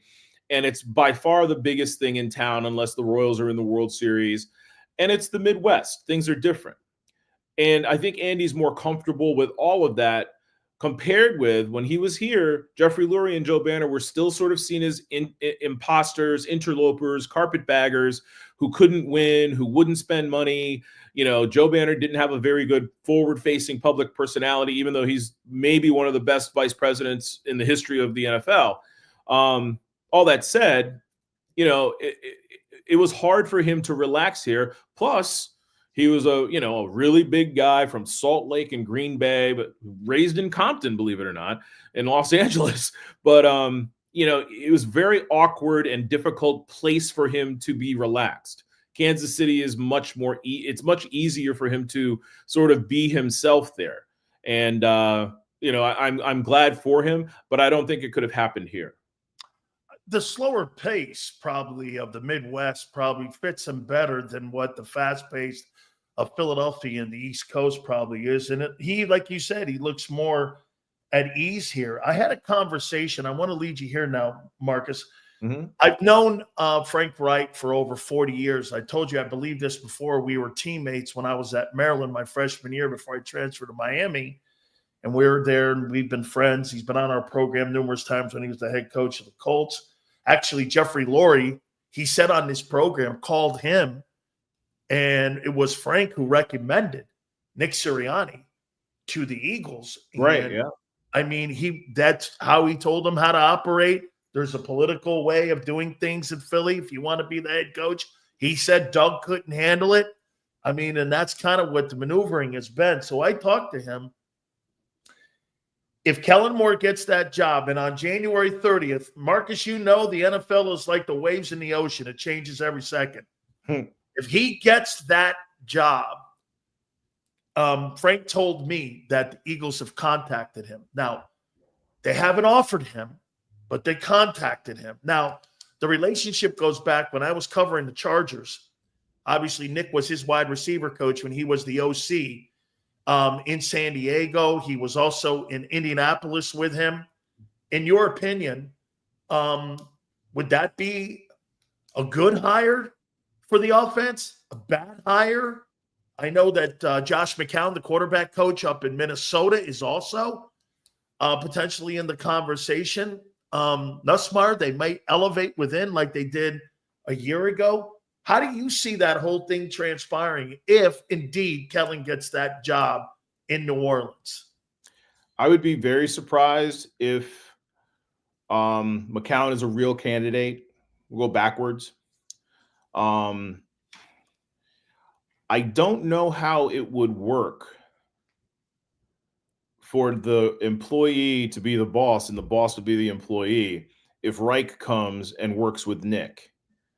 And I don't think it's the Reich issue. Reich is he's one of the best people I've ever been around. I covered him when he was a backup for the Bills, and he's exactly the same guy 35 years later as he was in 1990 through 93. And Marcus, he's still making David Tepper money right now. The kind of the same dynamic that's going on with Kingsbury in Washington. The Bidwell money is still being, there's a compensation of that. Right. So, you're not in really any hurry if you're Cliff to go anywhere and take a gig if you don't comfortable with the environment that you think that organization has. So I think that could be a dynamic too in that whole process. So, I mean, I know both of them, Frank and Nick, love one another. I know there's a great affiliation. There's a great affection for both of them. But it's also very difficult. And this may not make perfect logical sense on the face of it. Jeffrey Lurie loves Frank Reich. Yep. Like, he's probably the person he respects the most as a person in the NFL.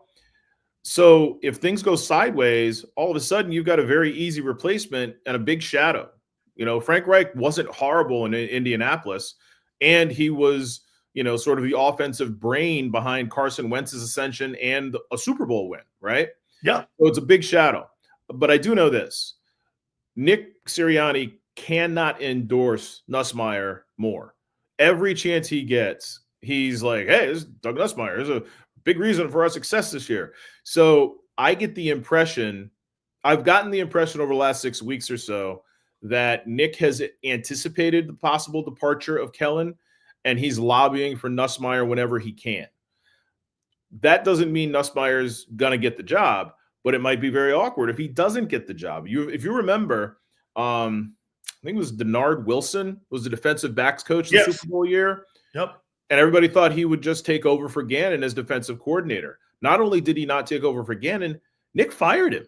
Yeah. How do you fire a defensive backs coach that you went to the Super Bowl with, Right. But I think the being comfortable in the office is very, very important to Nick. So if they win the Super Bowl, it's a different conversation if they lose.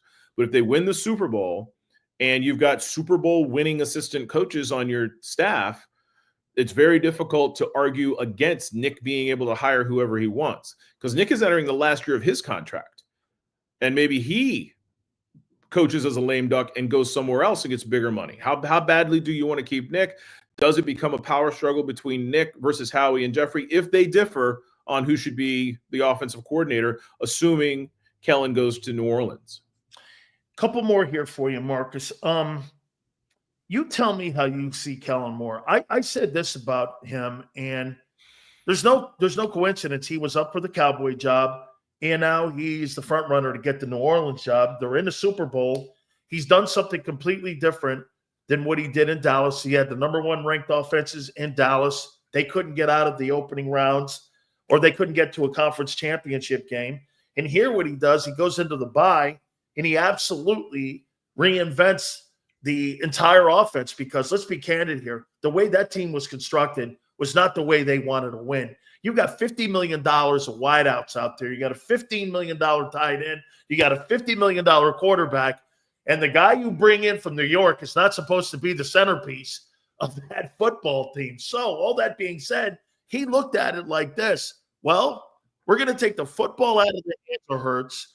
We're going to put the football more in the hands of Barkley.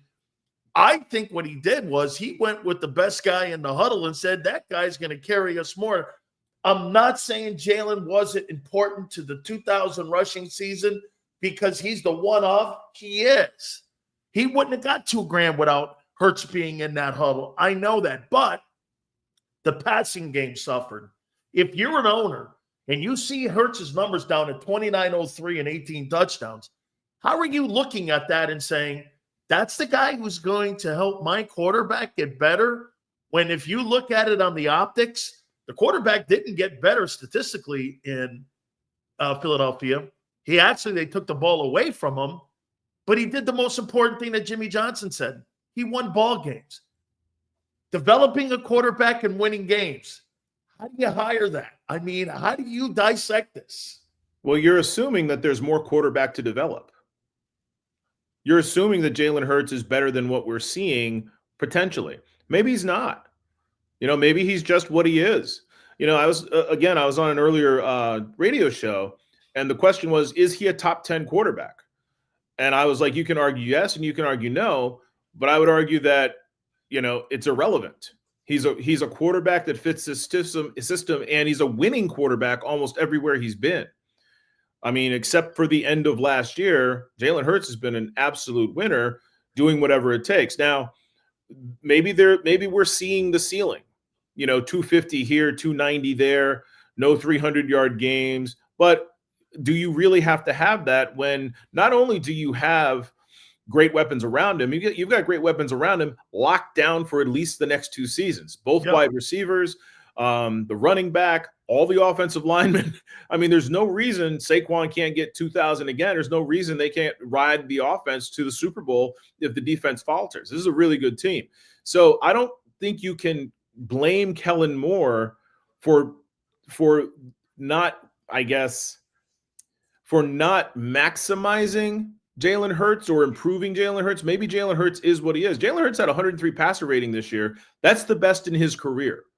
Right. So he's asked his player to do what he can do instead of what he can't do. And that's the mark of a great coach. Now, very different conversation. Okay. Does that mean he's going to be a good head coach? All it means from my perspective is that as a very young coach, he took a really good offensive line, a really good quarterback, a great running back in Dallas, and achieved to a certain degree. Went to San Diego or went to the Chargers for a year, then comes here and he does the same thing. So all he has proven to me is that he understands how to use the materials in front of him. None of that indicates he's going to be a great head coach, right? No. And I've been around a lot of guys who, and I've been wrong too, but guys who've gotten head coaching jobs and guys who've succeeded and failed. I thought John Gruden would absolutely be a great head coach. Absolutely. I didn't think Doug Peterson would ever be a coach in the NFL, when he was doing his internship. So I was wrong about Doug, who's a pretty good offensive mind and an okay head coach, and comes and goes. Not the most invested guy, but successful, right? I've been around Kellen Moore off and on for probably 4 or 5 years because I was embedded in Dallas a couple of times. I have never gotten the impression that he's going to be the kind of person you need as a head coach, especially a head coach who's doing rebuilding and teaching and setting up a culture and changing a culture. I've never gotten that impression. When Andy Reid was a quarterback's coach in Green Bay, I covered those Super Bowls. I thought Andy Reid would be a great head coach. I wasn't sure he'd be a great offensive coordinator, a schemer, but he just had that sort of aura about him. So again, to answer your first question, I wouldn't blame Kellen Moore for Jalen Hurts not producing the way he did in 2022 or not becoming, more like Lamar Jackson, who, or Russell Wilson, a young Russell Wilson. Those are the comps, right? I wouldn't blame him for that.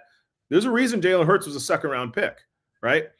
But that doesn't necessarily mean I'm endorsing him as anybody's head coach. This might be Kellen Moore's ceiling. We talk about Jalen Hurts' ceiling. This might be Kellen's ceiling. And there's nothing wrong with that.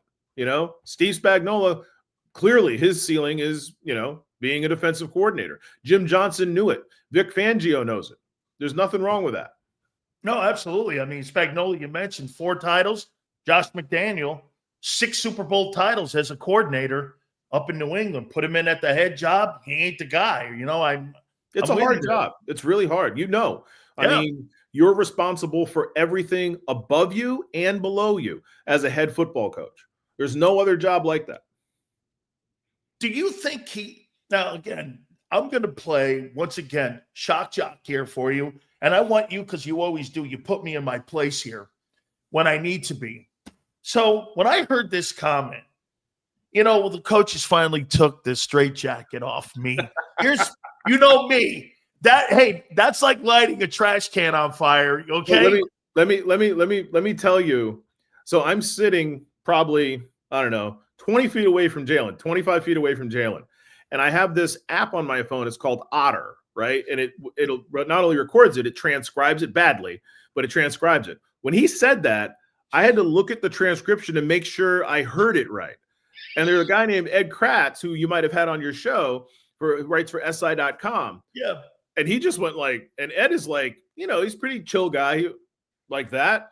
And he tried to ask Jalen 2 questions later. When you say straitjacket and another guy was asking a question with him, I think it was Jeff McClain was asking a different question. Jalen said, I'm going to answer this question. He totally avoided, it was Ed's turn. Like Jeff had asked a couple questions already. He totally avoided Ed knowing what Ed was going to ask and why he was going to ask it. So please continue. Okay. So as I light the trash can on fire with Marcus Hayes here, I will do that. So when I heard it, I was like, come again?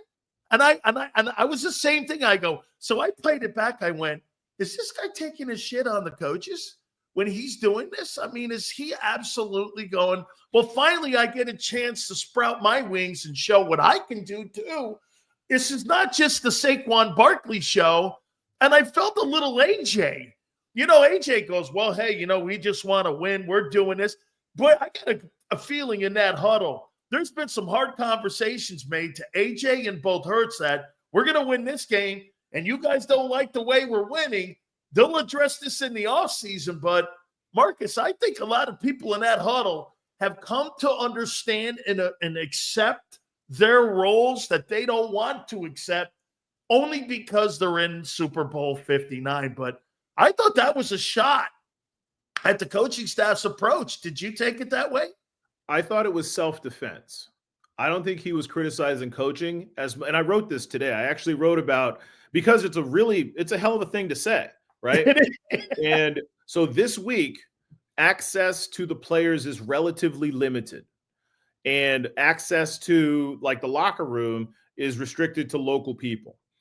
I don't know that Jalen will have to address this as much this week as he will next week, when all media day, no holds barred, right? So the reason I wrote what I wrote, and this is what I wrote, it sounds like there's another big trash can fire here, but there's not. Jalen is defending Jalen more than he's criticizing the coaches.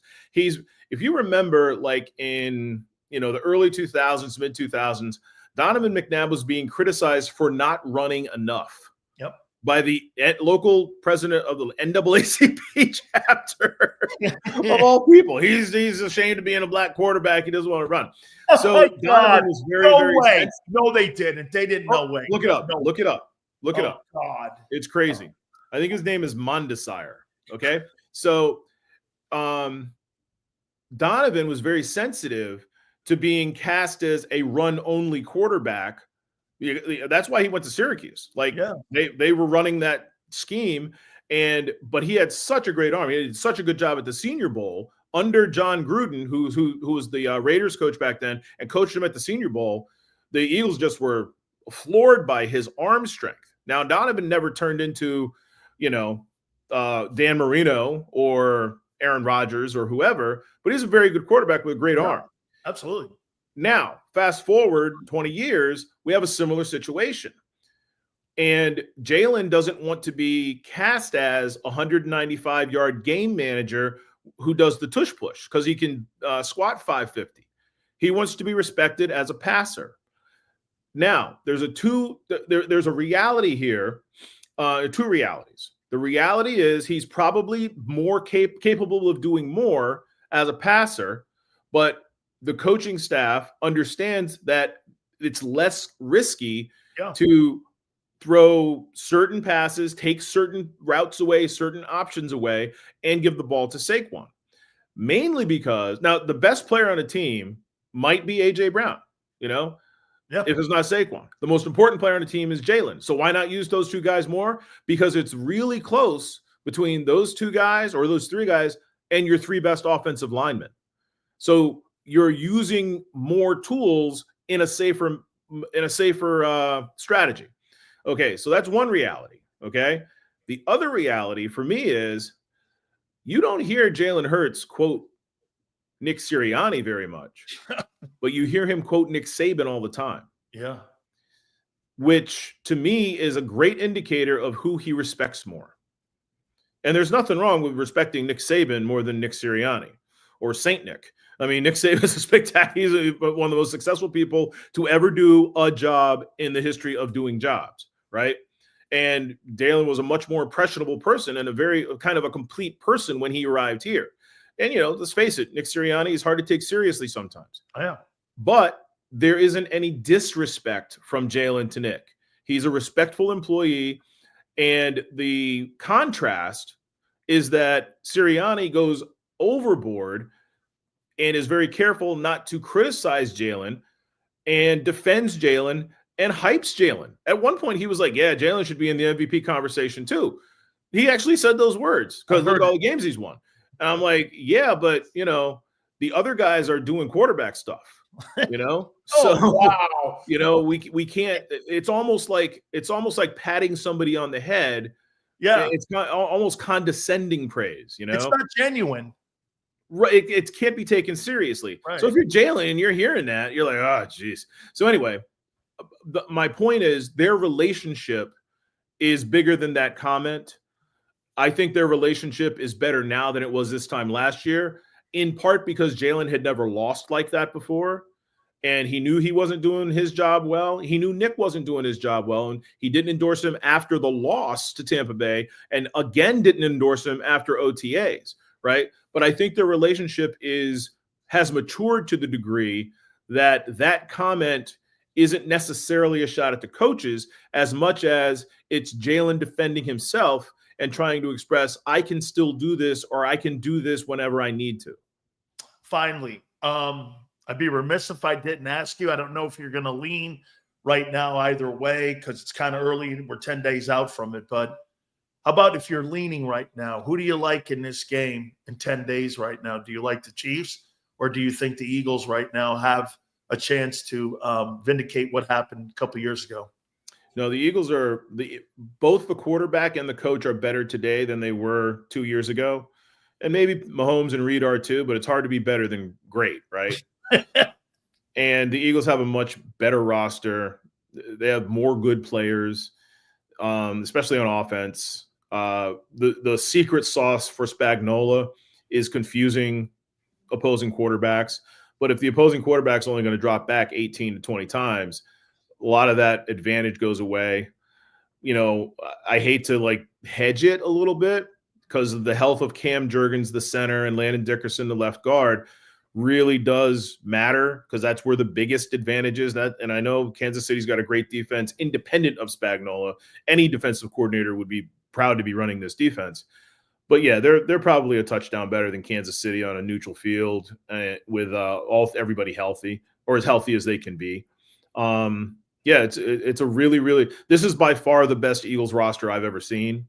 It's you've got a potential Hall of Fame left tackle, a potential Hall of Fame left guard, a probable Hall of Fame right tackle, a probable Hall of Fame running back, a probable Hall of Fame wide receiver.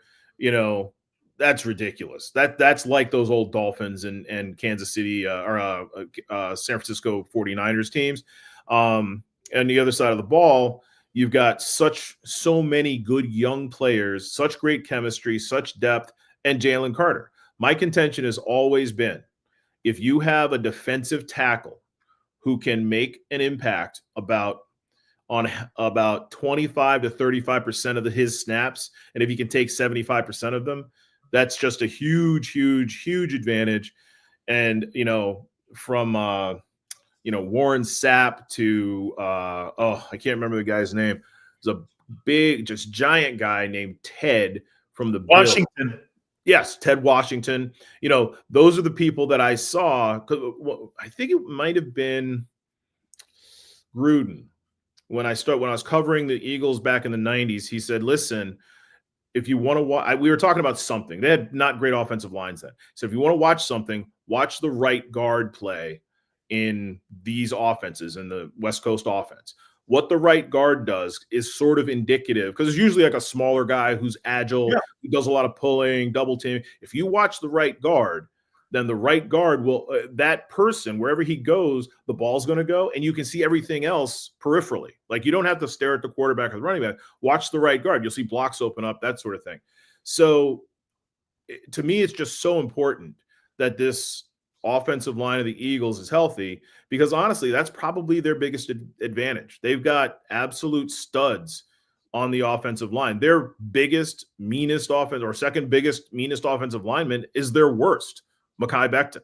You know, it's just, it's such a huge benefit. And if Dallas Goedert is right, they've got 6 great offensive line. So yeah, I like the Eagles by a touchdown. Okay, I have to sneak one last one in on you, because Angelo said it too to me on Monday. Hey, man, if Jeffrey Lurie buys the Celtics, of all teams, the Celtics, I mean, wow, Boston, Philly, I mean, that's kind of like oil and water, you know, those two places. I mean, boy, I'll tell you, man, I mean, now I know why he sold a percentage of the team, because he wanted to get in the mix here of being a guy to buy it. And I see what Josh Harris does. You know, he's now didn't want to really congratulate the Eagles on winning the NFC Championship with the Sixers and their social media. How do you take that if Lurie does end up? I know he's a New England guy and he's always coveted one of those teams up there. I mean, how do you see him buy? I mean, Jeffrey Lurie, Eagles, and owns the Celtics. I don't know. I mean, it feels like I'm cheating on my wife. There's 2 things. For all the good he's done in Philadelphia, and this goes for me too. If you're not from here, you're not a Philadelphian. I've been here for 30 years, and people still treat me like a newcomer or an outcast. And I don't blame them. You know, I don't see things in a very Philadelphian way. Neither does Jeffrey, you know? So I think that sort of modulates the outrage. Like, if Middleton were to buy the Celtics, I think people would be, or David Montgomery had, you know, been interested in buying the Celtics, or somebody like that who was more ingrained in the community, I think it'd be a bigger deal. Number one. Number two, you guys are really showing your age. Like, the only team I cared about growing up, and I didn't grow up here, I grew up in northern New York, like near Canada. The only team I cared about was the Philadelphia 76ers. The only person I've ever been nervous, Tiger, Michael Jordan, Shaq, Dr. J. I mean, Julius Erving was such, and remains absolutely regal.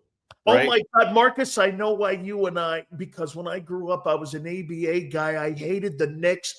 And all I remember was that giant afro taken off from the top of the key, him in that red, white, and blue Nets jersey, man, wearing 32. I got the red, white, and blue ball on my wall, palming the basketball. I met him when I was in Orlando, and I'm like, he's the only guy I've ever done this. That's Dr. J. Right. I know. I'm like, no, you don't know. Yep. He's absolutely regal, like all the time. So anyway, let me preface this by saying that, number one. Number two, the only team I've ever hated, like actually hated, thought the refs cheated for, thought they were cheats and bad people, was the Boston Celtics. And I can't express the degree of hatred I had for the Boston Celtics. My basketball was huge for us, and I was the point guard on the varsity team for a couple of years, right? Yeah. I was the guy. I was that guy. It was like Hoosiers, but I was the guy. Our colors were green and gold and white. I bought red, and we had green and gold and white team shoes. I bought red ones, white and red with the red chevron and star, because that's what Doc wore. My coach was so angry, right? It cost me like $15 extra because as a team, you get a break, right? Yeah. So that said, we are of the same era and sort of generation and investment in the NBA. The NBA no longer exists. Yeah. It doesn't exist. It's just players. You know, people don't remember the teams Paul George played for. You know, people don't remember where Kevin Durant began his career, or James Harden for that matter. You think LeBron ruined the NBA? No, it wasn't just LeBron. It was actually Kevin Garnett. I mean, that was the first dream team. The original dream KG team. with Actually, Paul maybe Pierce even and- Barkley. Maybe even Huh? Barkley in that team in Houston. Maybe, but the first assembled team, sort of like artificially assembled team was Doc Yep. Rivers in Boston, right? Yep. But no, I don't think it's a ruination. It is what it is. You should play where you want. You play for the highest bidder and have a good time. It's about you. But to your point, no, I don't think Jeffrey Lurie would get a whole lot of grief for buying or being a part of the group that bought the Boston Celtics. For one thing, nobody really cares about basketball anymore in general. And it looks like the Sixers are going to miss their window of relevance. By the time the Sixers are relevant again, like really relevant, Jeffrey probably isn't going to be running any team. He's probably going to be past that part of his life. I mean, it's another, 10, 12 years? What's Jeffrey, 65, 67, something like that? You don't think the Sixers are going to be relevant in the next decade? Well, unless you think Joel Embiid is going to make them relevant again, then you have to rebuild around Tyrese Maxey and whoever else. And it's very specious. I mean, and nobody wants to play here. Nobody wants to come here. Paul George only came because there was a fourth year, right? They were the only one offering a fourth year. And I'm not, ripping the Sixers or whatever. It's just, it is what it is. So I don't think that the Sixers are relevant enough. And I don't think that there's a rivalry with Boston enough anymore to make it that big a deal. Number one. Number two, the guy who owns the Sixers owns the Commanders and the Devils. Yeah. So you can go watch the Commanders play the Eagles and the Flyers play the Devils in your car. And Josh Harris is going to be in the stands, So I just don't think it's that big a deal anymore. But that's for us, for the generation behind us. If you're 45 or younger, I don't think you really care the way that you used to care. I think the only team that you couldn't own in Philadelphia is the Dallas Cowboys. Marcus, absolutely great stuff. Thank you so much for doing this. I appreciate it, man. I can't wait to see Super Bowl 59. I mean, you should have seen the videos I got. Sileo, I'm hammered in Center City. I'm getting all the videos of me. So this is like the first I've seen this stuff. Look at me. I'm going like, holy cow. Just imagine if they win this thing in New Orleans. Pretty good crowd too, right? Kansas City fan base, and you got Eagle fan base in New Orleans. Well, I'll tell you, I would be very surprised to see a lot of Kansas City people there. It's expensive to go to the Super Bowl. It is. And they've gone to the last two. And the last one I think was in Vegas. Yes. So it's really, really, honestly, I know a lot of Patriots fans, you kind of get Super Bowl fatigue. It's not a great thing to go to as a fan. You don't have a lot of access. There's not a lot to do. There's the city's kind of empty, and you don't get to go to the parties everybody talks about. You don't really get to see anybody. I think probably the most fun Super Bowl for fans that I've been to is the Dan Reeves Atlanta Falcons Super Bowl in Miami. Okay. That one was really a great opportunity for and it was like Miami Beach and this and that and the third. But I've been to Tampa Super Bowls, San Diego Super Bowls, Minneapolis Super Bowls. Don't tell me you were on the boat in Jacksonville, because that was the shittiest Super Bowl. I was lucky because it was the reporters from the teams that were in the Super Bowl got to stay in actual hotels. It was far away from everything. I think we were at like one of the golf resorts or something, but it was not optimal, but it wasn't a cruise ship. But I don't know that Kansas City is going to be as well represented this time, even though they're shooting for history, because it's expensive and it's kind of boring. I tell people all the time, and it sounds so conceited. I've been to 15 of these things, and believe me, I think they're overrated. I mean, just to go around and sitting there at a convention going, I feel like I'm at like one of those Aaron Rodgers pot smoking conventions. I'm sitting around going, hey, everybody, how you doing? I'm like, okay, well, that's not why I wanted to come here. But anyway, Marcus, thank you so much, my friend. Make sure you check his column out on the Philadelphia Inquirer. I'll be reading that today. I always read you. And thank you so much, Marcus. I appreciate your time, my friend. My pleasure. Let me know if you need me in the future. You bet. That is our friend, Marcus Hayes. I really love talking with him. Absolutely sensational stuff. Make sure you guys check out his website. By the way, right around the corner at the bottom of the hour, we're scheduled to get Howard Eskin. Also, do not forget our great friends have now become part of the program at Morgan & Morgan. I've been friends with John Morgan for over 20 years, folks. His law firm was established to make sure you and your family are protected. Morgan & Morgan is America's #1 injury law firm in America, with over $20 billion recovered for the clients. I mean, folks, this is why this firm was built, for making sure they defend families and people like you. Okay, Morgan & Morgan has been around for plus 25 years. I've known John and watched the law firm grow. Here in Pennsylvania, there was a client that was awarded $26 million. And this is after the initial company, the insurance company, offered $650K. They went in there and got that guy $26 million. Or how about in Florida, a client got $12 million in recovery. And this is after the insurance company only offered $350,000. Look, life is tough. We all know that. Morgan & Morgan will be the easiest decision you make for you and your family. If you're ever injured, check out Morgan & Morgan. The fee is free. They have to win for everybody to get paid. Simple as that. For more information, do me a favor. Go to forthepeople.com/big sales or pound 529. That's FOR thepeople.com/big sales or pound 529. Folks, this is the best decision you'll make. And do me a favor, you tell them Big Sil sent you. This is Eric. When he got injured in a car accident, he called Morgan & Morgan.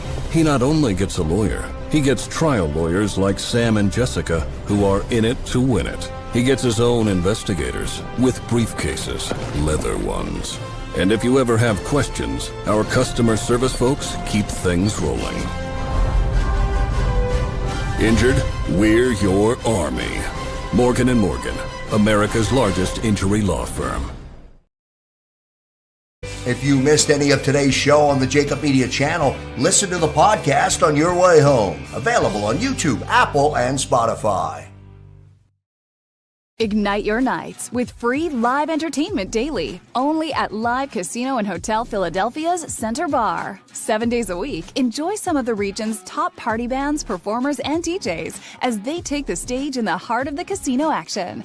Great cocktails, live music, and lively moments. It's all happening at Center Bar at Live Casino and Hotel Philadelphia. Visit livecasinophilly.com for more details and the complete list of upcoming events. Must be 21 or older. Gambling problem? Call 1-800-GAMBLER. The following is a real testimonial from the father of a young injured victim. I didn't think she was going to make it. Major Perry's daughter was the victim of a horrific accident caused by someone else's negligence. If you don't find the right counselor, law firm that you're looking for, you will get lost in the wilderness. Badly injured? Call the Fritz and Bianculli Law Firm at 215-458-2222 and find out why they say, "We got this." In our hometown, we all look out for each other. We step up to keep our communities going strong. And at Independence Blue Cross, we're here to keep you going strong as the #1 health insurer in the region. No IBX is always looking out for you.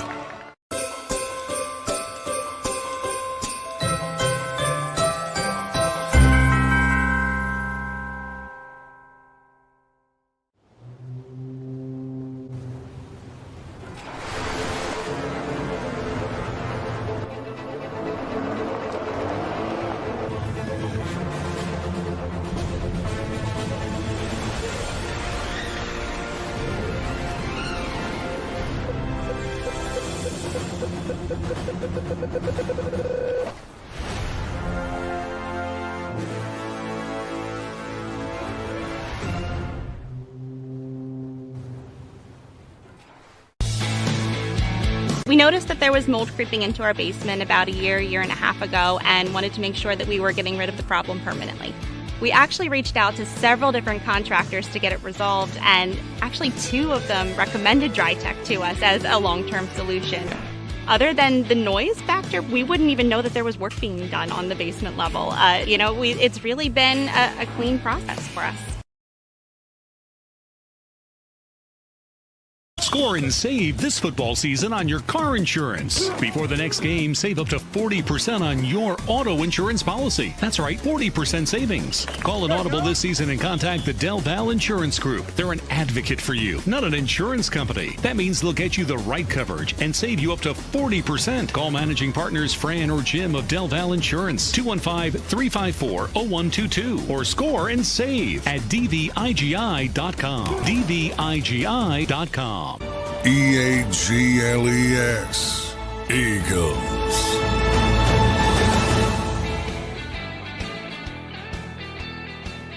Big Sills, appreciate you guys coming aboard. Please hit the like button. Scheduled to come on the program will be Howard Eskin. We appreciate Marcus Hayes coming aboard with us. I thought he said something interesting, and I've been kind of saying this the entire time. When it comes to Jalen Hurts, I think this is the best you're going to see. I don't think he's going to get any better. I think he's going to get smarter, but I don't think he's going to get better. And what I mean by smarter is just like Patrick Mahomes, the more you start to see situations in games, the more experience you get. I think he'll get more experience. By the way, Prince, thank you. Guys, let's get that like total up, please. I mean, 220, little behind here. So I'd love to see if we can get over 300 by the end of the program. That'd be awesome. But Jalen Hurts is not going to get any better. I told you this after the 22 season. And plus on top of this, how can Jalen Hurts get better and keep getting better when you constantly are rolling in and out coordinators? I mean, don't you think that slows the process down? And I know some of you were out there saying a couple days ago, I believe on Birds, you guys were saying, Sills, if you listen to a lot of great-minded offensive coordinators, don't you think you can take something from everybody and apply it and how you're going to approach? Well, that's not how a quarterback is going to follow a game plan. He's not going to take Kellen Moore's game plan and then go, oh, I remember back in the day when Shane Steichen was my coordinator, and he's not going to go off script like that. That's why Mahomes has had one guy in his ear. Who's Patrick Mahomes going to go off script to? Something he did at Texas Tech with Cliff Kingsbury? He's not going to do that. Plus, there's a factor of confidence. Andy Reid and Patrick Mahomes have won. So everything Reid is teaching him, he's confident it's going to lead to victories. How could Jalen Hurts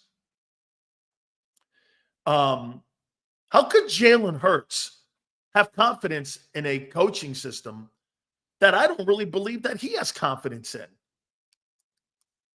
I don't. I thought something else he said. That Jalen respects Nick Saban more than Nick. Because that's the guy he references more. Okay? Baker Mayfield has had 4 OCs in the last 4 years. Baker Mayfield is a better passer than Hurts. I'm not saying a better quarterback, but Baker Mayfield is a better passer. Resume speaks to it. By the way, when I say something like that to you, I go off of resume. Okay? I go off of resume. I don't sit here and do that. Okay? I don't.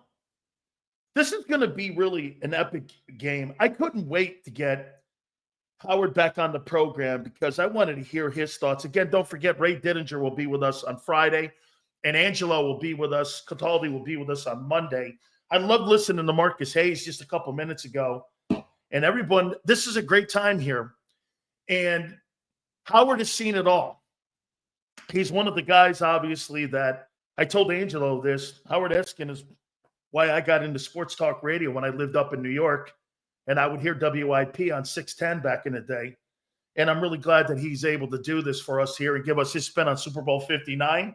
And here he is. He joins us now here on the National Football Show. How you doing, Howard?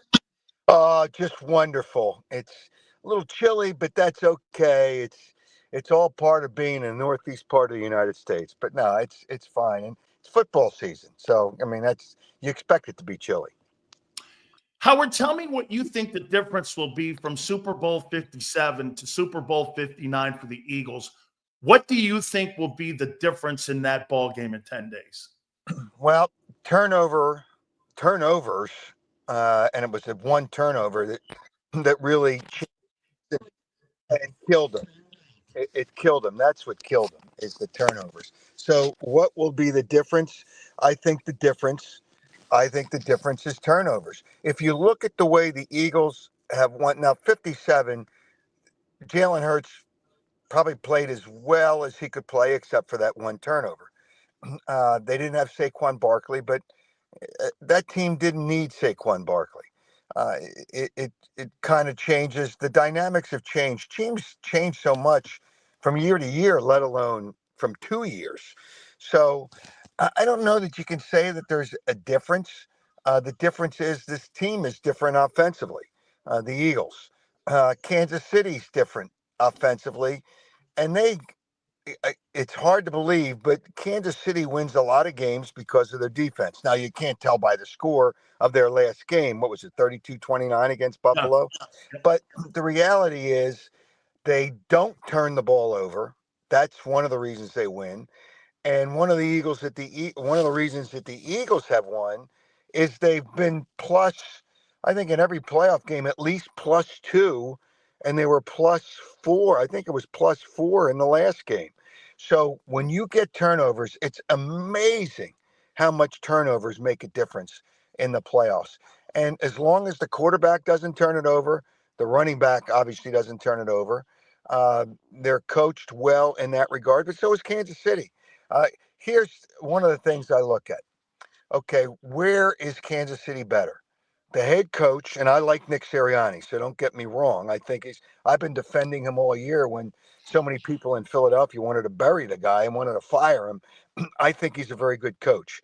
But Andy Reid's the best coach in football, and maybe one of the top 3 coaches ever in football. So the coach is better with Kansas City. The quarterback, and I don't think there's any debate, the quarterback for Kansas City is better. So those are two key areas. And the things that change everything are the turnovers. And the Eagles need to be, I think the Eagles need to be +2. Can they do that against Kansas City? I don't know. Kansas City is they're both well-coached teams.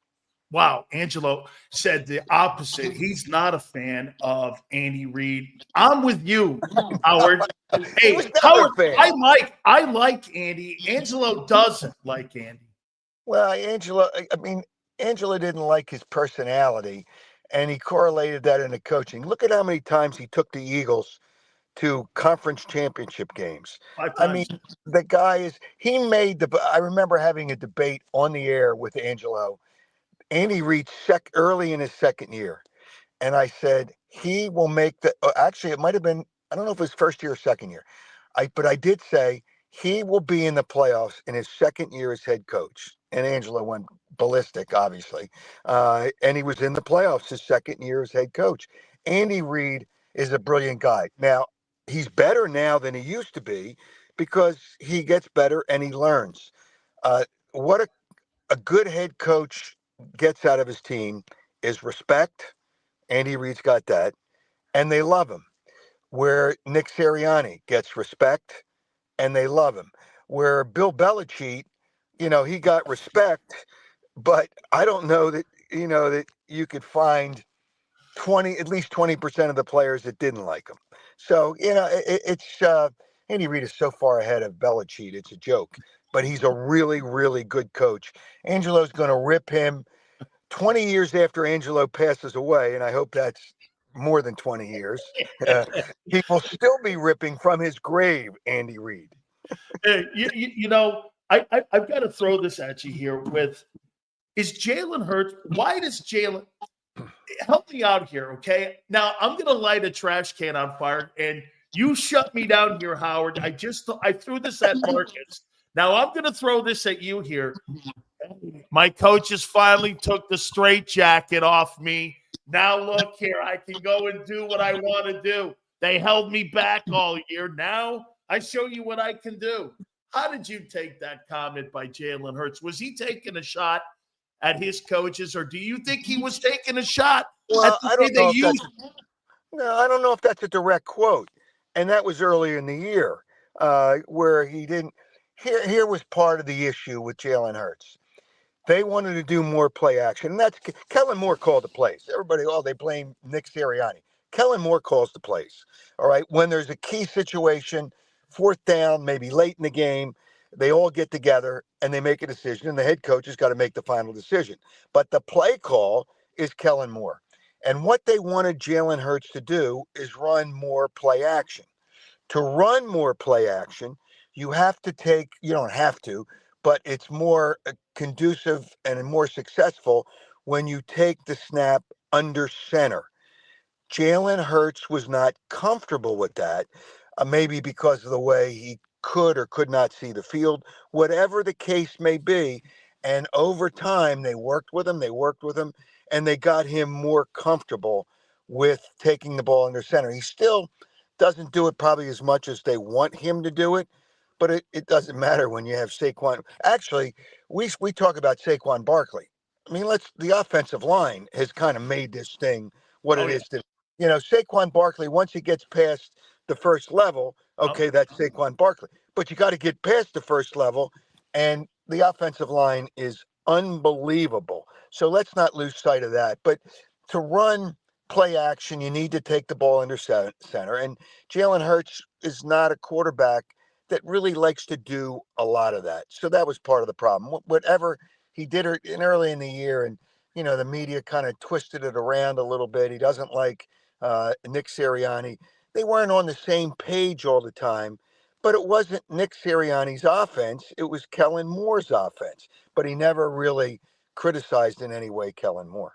Couple last ones here for you, King. Let me throw this at you here too. I talked, as you know, we talked a couple of years ago when I had Frank Reich on the program, and I've been friends with Frank for 40 years. I know you love him too, and I know you really like him a lot.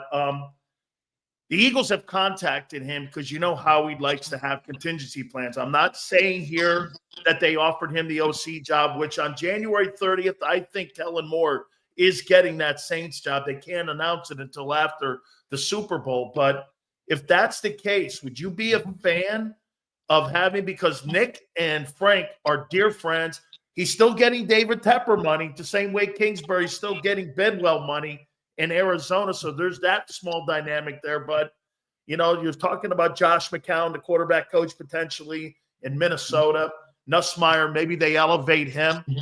How would you feel about a guy like Frank Reich coming back to the organization? And the owner loves Frank. I mean, he recommended Nick for the job. How do you look at it? I love Frank Reich, and I think he would be great. And we got to start. We're going to hear the complaints again next year.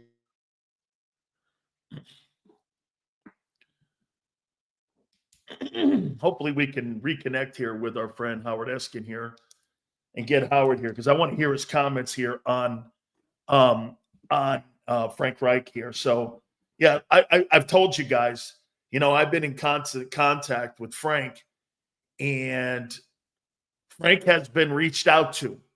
So the question would be, how does that contract with David Tepper work?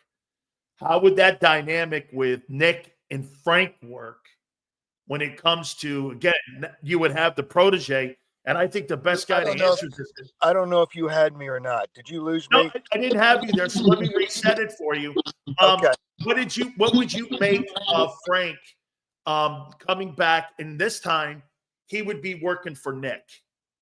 I'm absolutely 100% with it, because those two guys would be on the same page. Frank Reich is a really, really sharp offensive mind. Ask Boomer Esiason about Frank Reich. he can't say enough good things, and I think Boomer would know too. Yep. They played together at Maryland, I Yep, believe. Maryland. I'm 100% on board. But the one thing I don't want to hear, well, I've had X amount offensive coordinators in X amount of years. There's no excuses. You've got to players have to execute what the coach puts out there. And if the player's good enough, he executes. Good teams always lose coordinators. I mean, it happens because they get jobs. So that's okay. I mean, look at Detroit's going to lose their offensive coordinator, which everybody lost him already. Everybody says, oh, Ben Johnson was the guy that made Jared Goff what he was. No complaints. It happens when you have success. But I would have no problem with Frank Reich. I would love Frank Reich. They would be on the same page. I know Nick Sirianni's learned a lot from Frank Reich, and I think they would work well together. Now, if Kellen Moore gets the New Orleans job, obviously Frank Reich could be in the picture. So, yeah, no problem whatsoever. And just because guys are friends, what do you want? The coordinator and the head coach they can't stand each other? How does that work? Right. Two last ones here for you, Howard. Jalen Carter. I made this comparison on draft night, and obviously I played with Jerome. You covered Jerome. You were around him all them years. Oh, Jerome great Brown. guy. Yeah, great guy. Love Jerome. He's one of my best friends of all time. God rest his soul. His birthday's coming up on the 4th, by the way. Jalen Carter. Can you put him in that category now and start to look at the type of talent that he has? Do you see Jerome Brown in that guy? I do. I don't like to compare players, especially players from different eras, right? Because the game is different right now, too. Jalen Carter is a stud. There's no question. Jerome Brown was a stud. But they're two different players. I just think physically, Jalen Carter might be a little more physical than Jerome Brown. They both have good technique now, and Jalen Carter's learned a lot. But I don't want to compare them. Both great players, and it's too bad Jerome Brown didn't have more years to show how great he was over a period of time. And Jalen Carter, in the short time that he's been in the NFL, he took another step this year. I don't want to compare them because they're both really terrific players. But Jalen Carter really makes that defensive line really solid. And the Eagles have won so many games with their defense. We can talk about Saquon Barkley all we want. And the offensive line, which deserves a lot of credit. And the wide receivers are really good.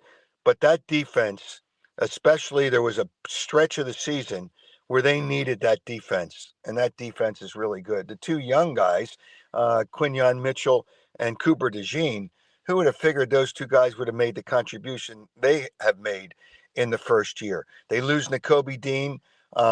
And they don't really lose that much, although Nakobe Dean was having a great year. And Zach Bond, they got lucky. I mean, I got to say, nobody expected Zach Bond.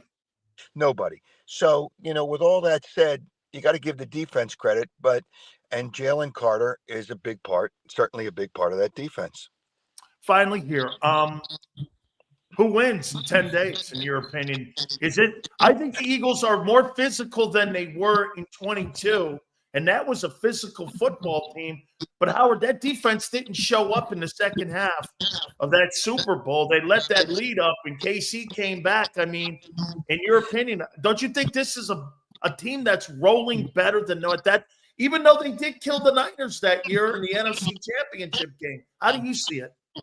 Well, I think this defense is better than that defense. I don't think there's any question about that. But they lost that game. They were up by 11 or 14 points before that fumble by Jalen Hurts, which became a touchdown.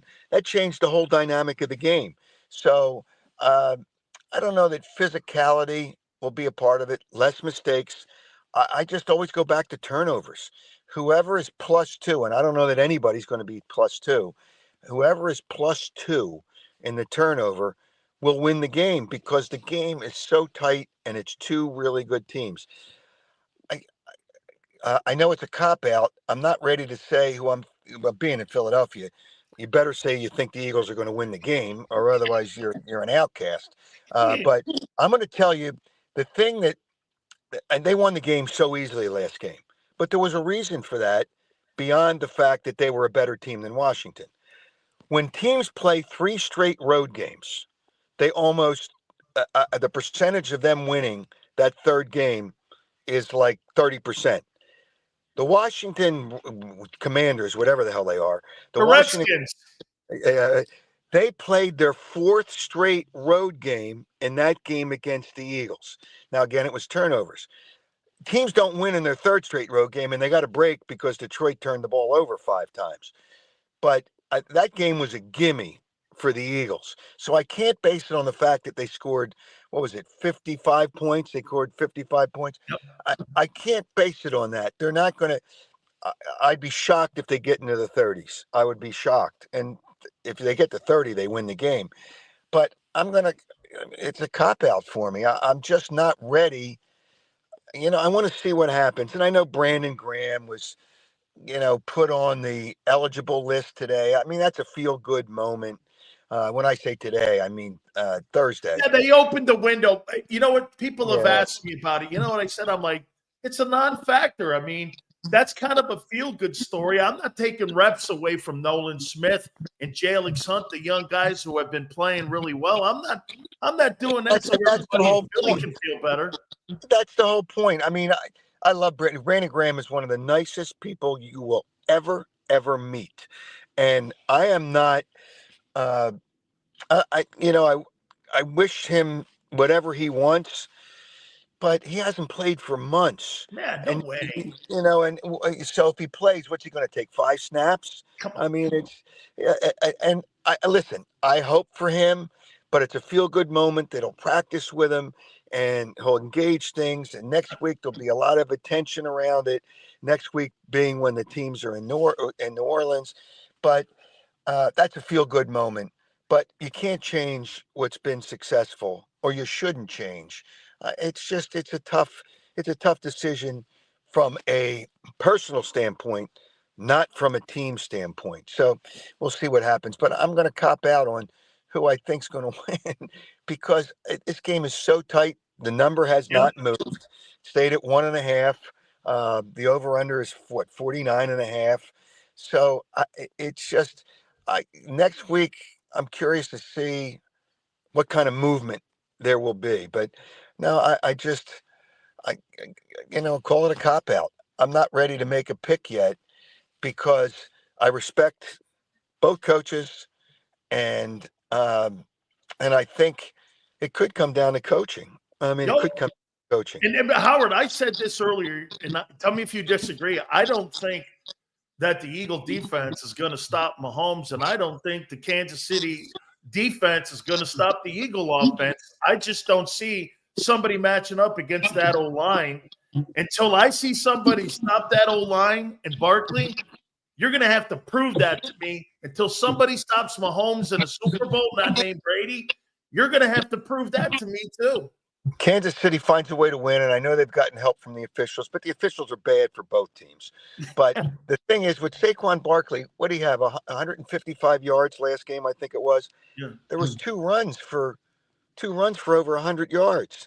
The other, I think he averaged 1.5 yards. So you just got to stop the explosive play from Saquon Barkley. Then the quarterback's going to have to throw the football, and they know that. And Steve Spagnuolo, we haven't even kind of addressed him, but he does a great job with knowing what to do on defense. So that's kind of the thing you got to look at. If they stop, and I don't know that you can stop Saquon Barkley, but if you neutralize him and keep him, around 90 yards, that would be pretty good for Kansas City. Howard, did you see this with you know what? When he was in New York, and I said this before, I go, that's not the number 2 pick in the NFL draft. He never showed me in any way. He comes here, and all of a sudden he blows up and has one of the greatest years of all time. I turned around and went, the New York Giants failed that guy by not building a team around him. He just can't be that great, and he was. Did you see that right out of the gate, having been at training camp? Did you know he was going to be like this? No, I thought he was going to catch more passes. I thought that was one of the reasons. More of a receiver, not more of a receiver than a running back, but he was going to catch more passes. But once they saw how successful he was with the run, he ran. But he should never have been the number 2 pick in the draft. Not because he's not talented, because if you look at the history of the NFL, running backs that are taken in the top 10 almost never have success with the team that takes them, because if you're in the top 10, you need so many other things. Yeah, you're in a bad team.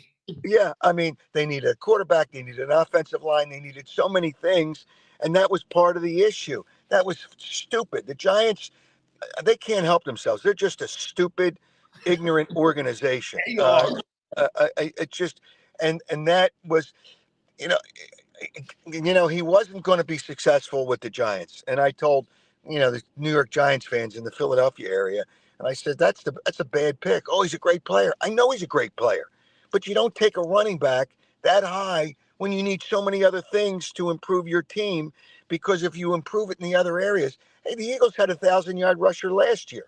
Now, he wasn't as good. Swift wasn't as good as last 2 years. Last yeah. 2 years they've had a 1,000-yard rusher. Yeah, what was it, Miles Sanders the year before, I think? Yeah, 1,300 yards. Then this last year you had DeAndre Swift with 1,100, and now you got a guy with $2,000. You're right, Howard. It starts with building from within. You build inside out, not outside in. Yeah, and the Eagles have done a good job. They certainly have done a good job with that. So, but they're going to have to be able to run the football to help Jalen Hurts. And Jalen Hurts is a good quarterback. But and Nick Sirianni gets carried away, and I understand why he gets carried away. And he's a solid quarterback, and he's a good quarterback. But I don't think there's any decision on who you would want in the Super Bowl, Mahomes or Jalen Hurts. Do you think Jalen's over or underrated? Boy. Well, where do you rank him as far as quarterbacks in the NFL? Top 13? Yeah, I would say maybe top 10. Yeah. So okay. Is that, there's a lot of people that rate him in the top 6 or 7. I wouldn't put him. I'm not there with that. No, I'm not there with that either. Now, he's had some really good games. Yep. And he doesn't turn the team does not want him to pass over a certain number because it limits the times that you can turn the ball over. So as long as you can run Saquon Barkley, normally I would say the last 8 or 9 games, Jalen Hurts has probably averaged 21, 22 passes a game. I think that's where they'd like to keep it. So, and if you do that, there's less chance for a turnover. It says, but he's gotta have to throw in the tight windows, because that's going to happen, especially in this game coming up in 10 days. Howard, I hope we can do this again, man. I really appreciate you giving us your breakdown on it.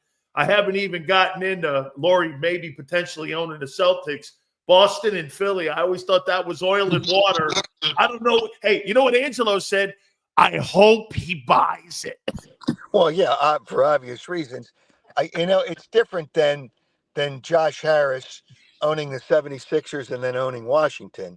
How about the Sixers were the only team that didn't congratulate the Eagles? I saw that. What a petty thing to do. That's classless. I mean, that's classless. It is, man. I was like, what? Come on, man. Are you kidding me? Yeah, anyway, Howard, great, man. I hope you can do this again with us. Thank you so much, my friend. All right. Hey, have a great day and a better day tomorrow. You bet. Howard Eskin, very good. We appreciate him coming aboard with us and giving a little bit of his time. Make sure you guys check him out and everything that he does on his website and over on his Twitter. We appreciate him. Do me a favor, guys. Make sure you hit that like button here and our great friends at BetUS. You got it, man. We have teamed up with our friends at BetUS for this football season. And get this, in 10 days is Super Bowl 59. And our partners at BetUS, we are teamed up with the YouTube 150. And right now, you guys can get sign-up bonuses up to $2K. That's right. Your second and third or 125%. The YouTube 150 gives you 125% of that sign-up bonus up to $2K. Go to betus.com.pa. That's betus.com.pa. Fastest payouts in the business. 24/7 personalized service, 365 days a year. 24/7 personalized service, absolutely live wagering on all major games. Go to betus.com.pa. That's betus.com.pa. And do me a favor, you tell them Big Sil sent you. If you missed any of today's show on the JAKIB Media channel, listen to the podcast on your way home. Available on YouTube, Apple, and Spotify. Ignite your nights with free live entertainment daily, only at Live Casino and Hotel Philadelphia's Center Bar. 7 days a week, enjoy some of the region's top party bands, performers, and DJs as they take the stage in the heart of the casino action. Great cocktails, live music, and lively moments. It's all happening at Center Bar at Live Casino and Hotel Philadelphia. Visit livecasinophilly.com for more details and the complete list of upcoming events. Must be 21 or older. Gambling problem? Call 1-800-GAMBLER. The following is a real testimonial from the father of a young injured victim. I didn't think she was going to make it. Major Perry's daughter was the victim of a horrific accident caused by someone else's negligence. If you don't find the right counselor, law firm that you're looking for, you will get lost in the wilderness. Badly injured? Call the Fritz and Bianculli Law Firm at 215-458-2222 and find out why they say, "We got this." In our hometown, we all look out for each other. We step up to keep our communities going strong. And at Independence Blue Cross, we're here to keep you going strong as the #1 health insurer in the region. No IBX is always looking out for you.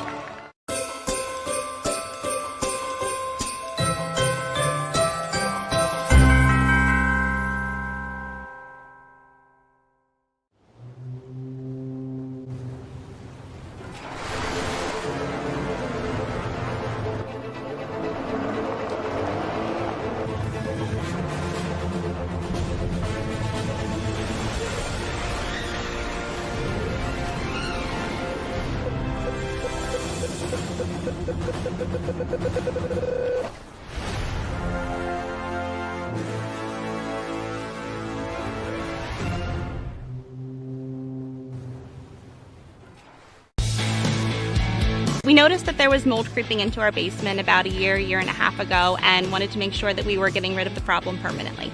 We actually reached out to several different contractors to get it resolved, and actually 2 of them recommended DryTech to us as a long-term solution. Other than the noise factor, we wouldn't even know that there was work being done on the basement level. It's really been a clean process for us.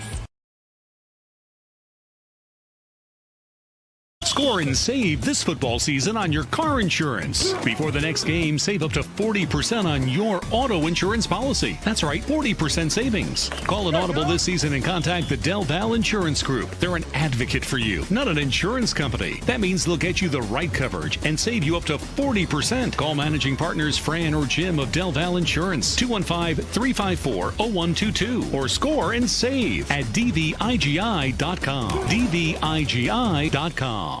EAGLES. Eagles.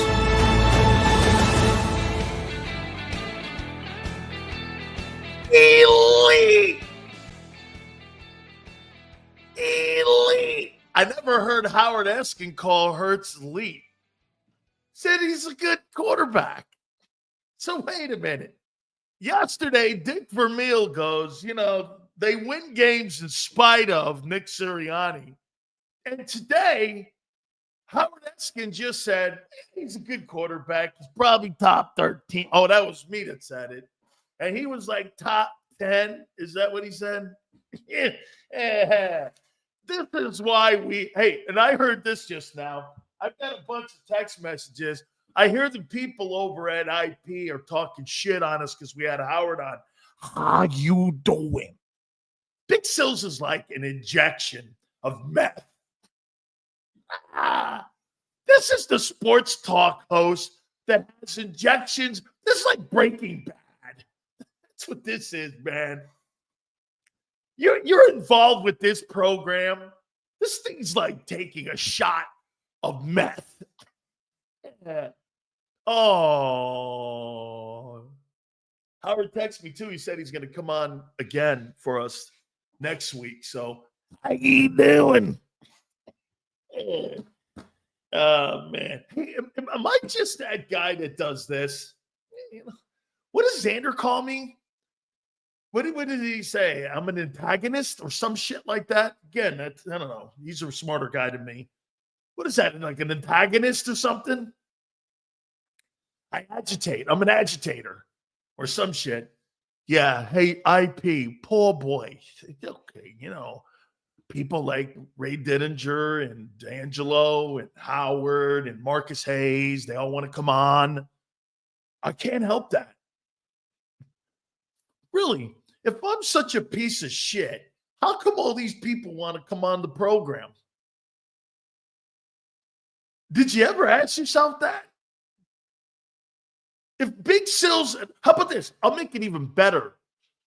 If you guys were nobodies, how come those guys want to? Howard Eskin's not going to come on a show that is not relevant. Nor is Angelo. Dude, hey, wait a minute. Yale's right. Keep it going. Wait a minute. We keep it going because of you. Listen, hey, Yale. No. Yale, I'm not doing gratuitous backslaps here. I'm doing it for us. I think this is great. I think you fuckers have made it possible that these people want to come on the program now. Wait, let me ask you this. What radio show or / show like this can get Eskin on, Angelo on, Marcus Hayes on, who else? Carton. Who else gets that? We're just little old JAKIB. We're not Fox Sports. We're not Odyssey, who, by the way, fired their CEO today. Congratulations. David Field blows.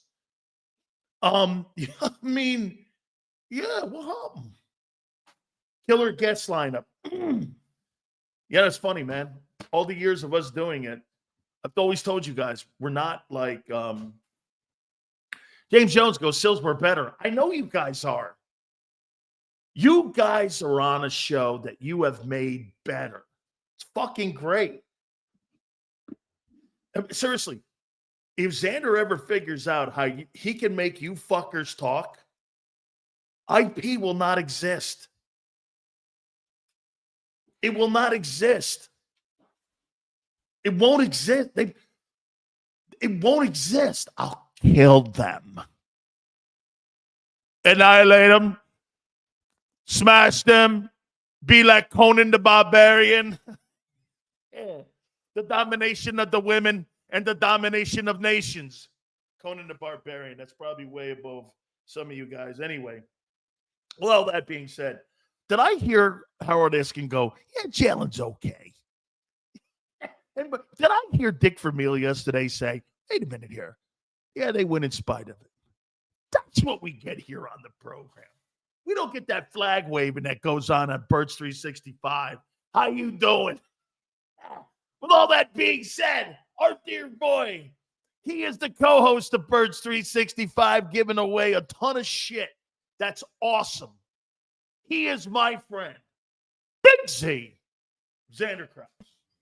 What's up, big dog? How you doing? Good show, man. Marcus Hayes was good. I love hearing Howard Eskin. I love controversial people. If people can't tell, that's why Sileo has a great place here at Jet. I love a little controversial people. So I thought Howard was great, man. I thought he was great. Great show so far, brother. Thank you, man. I tell you what, too, isn't it cool how you get different, all kidding aside, you get different views of how they see Nick and how they see Jalen. Yesterday, Dick Vermeil can't say enough great things about Jalen Hurts, right? And then when I asked him about the coach, some of the decisions, and then he kind of put him in a three-sided box. You pick one of the windows you want Nick in. Is he elite? Well, you pick one of the windows. I'm like, perfect dive in. Then I heard Marcus Hayes go, yeah, this is all Jalen Hurts is ever going to be. I was like, holy shit, what? And then I go to Howard, what do you make of Jalen? He goes, hey, he's a good quarterback. He's probably top 10, top 13. I threw 13. He's like, yeah, he's probably in there somewhere. Yeah. And I'm going like, wow, man. I mean, a whole different perspective. But I think one thing I'm getting out of everybody, I think this game's going to be close. Do you think so? it's pretty hard to predict a blowout against the Chiefs, right? I mean, I think here's what I think, because if you go back, I was telling everybody on Birds 365, like I was rewatching the 22 Super Bowl last night. By the way, you should go and rewatch if you have time. Jalen Hurts in that game, even you would be calling him elite if that's how he played every week. I mean, this guy was so cash in that game with outside of that fumble. Yeah. But, we had moments in that game, Sills, where we had the ball with a chance to take really a commanding lead. We had a moment where we were up 10, obviously, and with the ball where we could have went and momentum. Momentum. I mean, there was moments in that game where I felt like we could have blew it open, but we just didn't take advantage of it. And I do really think that our team is much more positioned. Maybe if you want to argue not this year, how about this game? Look at the defense in that game. They fell apart in the Super Bowl. Our best skill as a team was completely mitigated by a slippery, wet field, which, by the way, I tried not to make much of the field in the past because I do view it as an excuse. Both teams had to play on it. But that was just a disservice to football fans everywhere. No, everybody was sliding everywhere, which I think hindered the Eagles more so just because of the way they were built with the pass rush. I think you're more positioned this year to make them pay if they make any mistakes. I think the AstroTurf favors the Eagles because I think they're a faster team than KC. That's fair. I just want to. The only thing I don't like to use that as an excuse, but can we just get a field that has no impact on either team? How about that? I just want to play football. Just play 60, right? So now I feel pretty good about the game. I'm not going to lie to you. I could see a 10-point win. Wow. I really could. I'm not saying that's not going to be my prediction probably, but I could see it. If this team can get the run going with Saquon like they've done all year, and you, by the way, you brought up a really good point that I thought you could even touch on more is the Eagles aren't necessarily great at controlling the clock with the run game because if you look at the run game, most of Barkley's yards, not most of them, a lot of Barkley's yards come on big splash plays. How many times has he had 200 in a game with a touchdown and 65 plus? And then the other one, it's 25 runs for 100 yards. That's about average for a running back, 4 or 5 yards a carry somewhere in there. So I think that's going to be a factor. They got to run effectively. And if it's all home runs, you're going to get Patrick Mahomes all these extra chances on the field. I brought up this in a 10-play drive. How many times do you think the Chiefs, who don't have a real good run game, are going to throw it in that 10-play drive? 7 to set up. Okay. You know how many times the Eagles will? Probably 2. Why is that significant? Because when the ball hits the ground on incomplete passes, you stop the clock. When you're the Eagles, you're burning up field position and clock. So if you get that ball first and all of a sudden you hand the ball back in a 10-play drive, you're probably handing the ball back in the first quarter with 7 minutes left in the quarter. It's more advantage to the Eagles the way they run the ball compared to how Kansas City tries to move the ball. Kansas City moves the ball through the air, run and pass. The Eagles move the ball and they clean up time of possession and field position. What was the one thing that made that defense grow so fast this year? You know what it is? The Eagle offense never put that defense this year because of the run game in bad field position. They were always in good field position. So all through the year, you started to allow that team, which the year previous, all of a sudden when the offense fell off the planet, the defense was put more in 3rd and longs, and they were put in bad field position. Things fell apart for them. This thing was seamlessly grown together so well this year.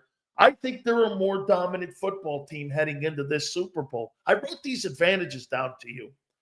And you'll probably disagree with me here on this one here, but this is how I see it. And I'm going by resume. I'm not going by feel. This is resume. I don't think the Eagle defense is going to stop Kansas City's offense because you know why? No one has.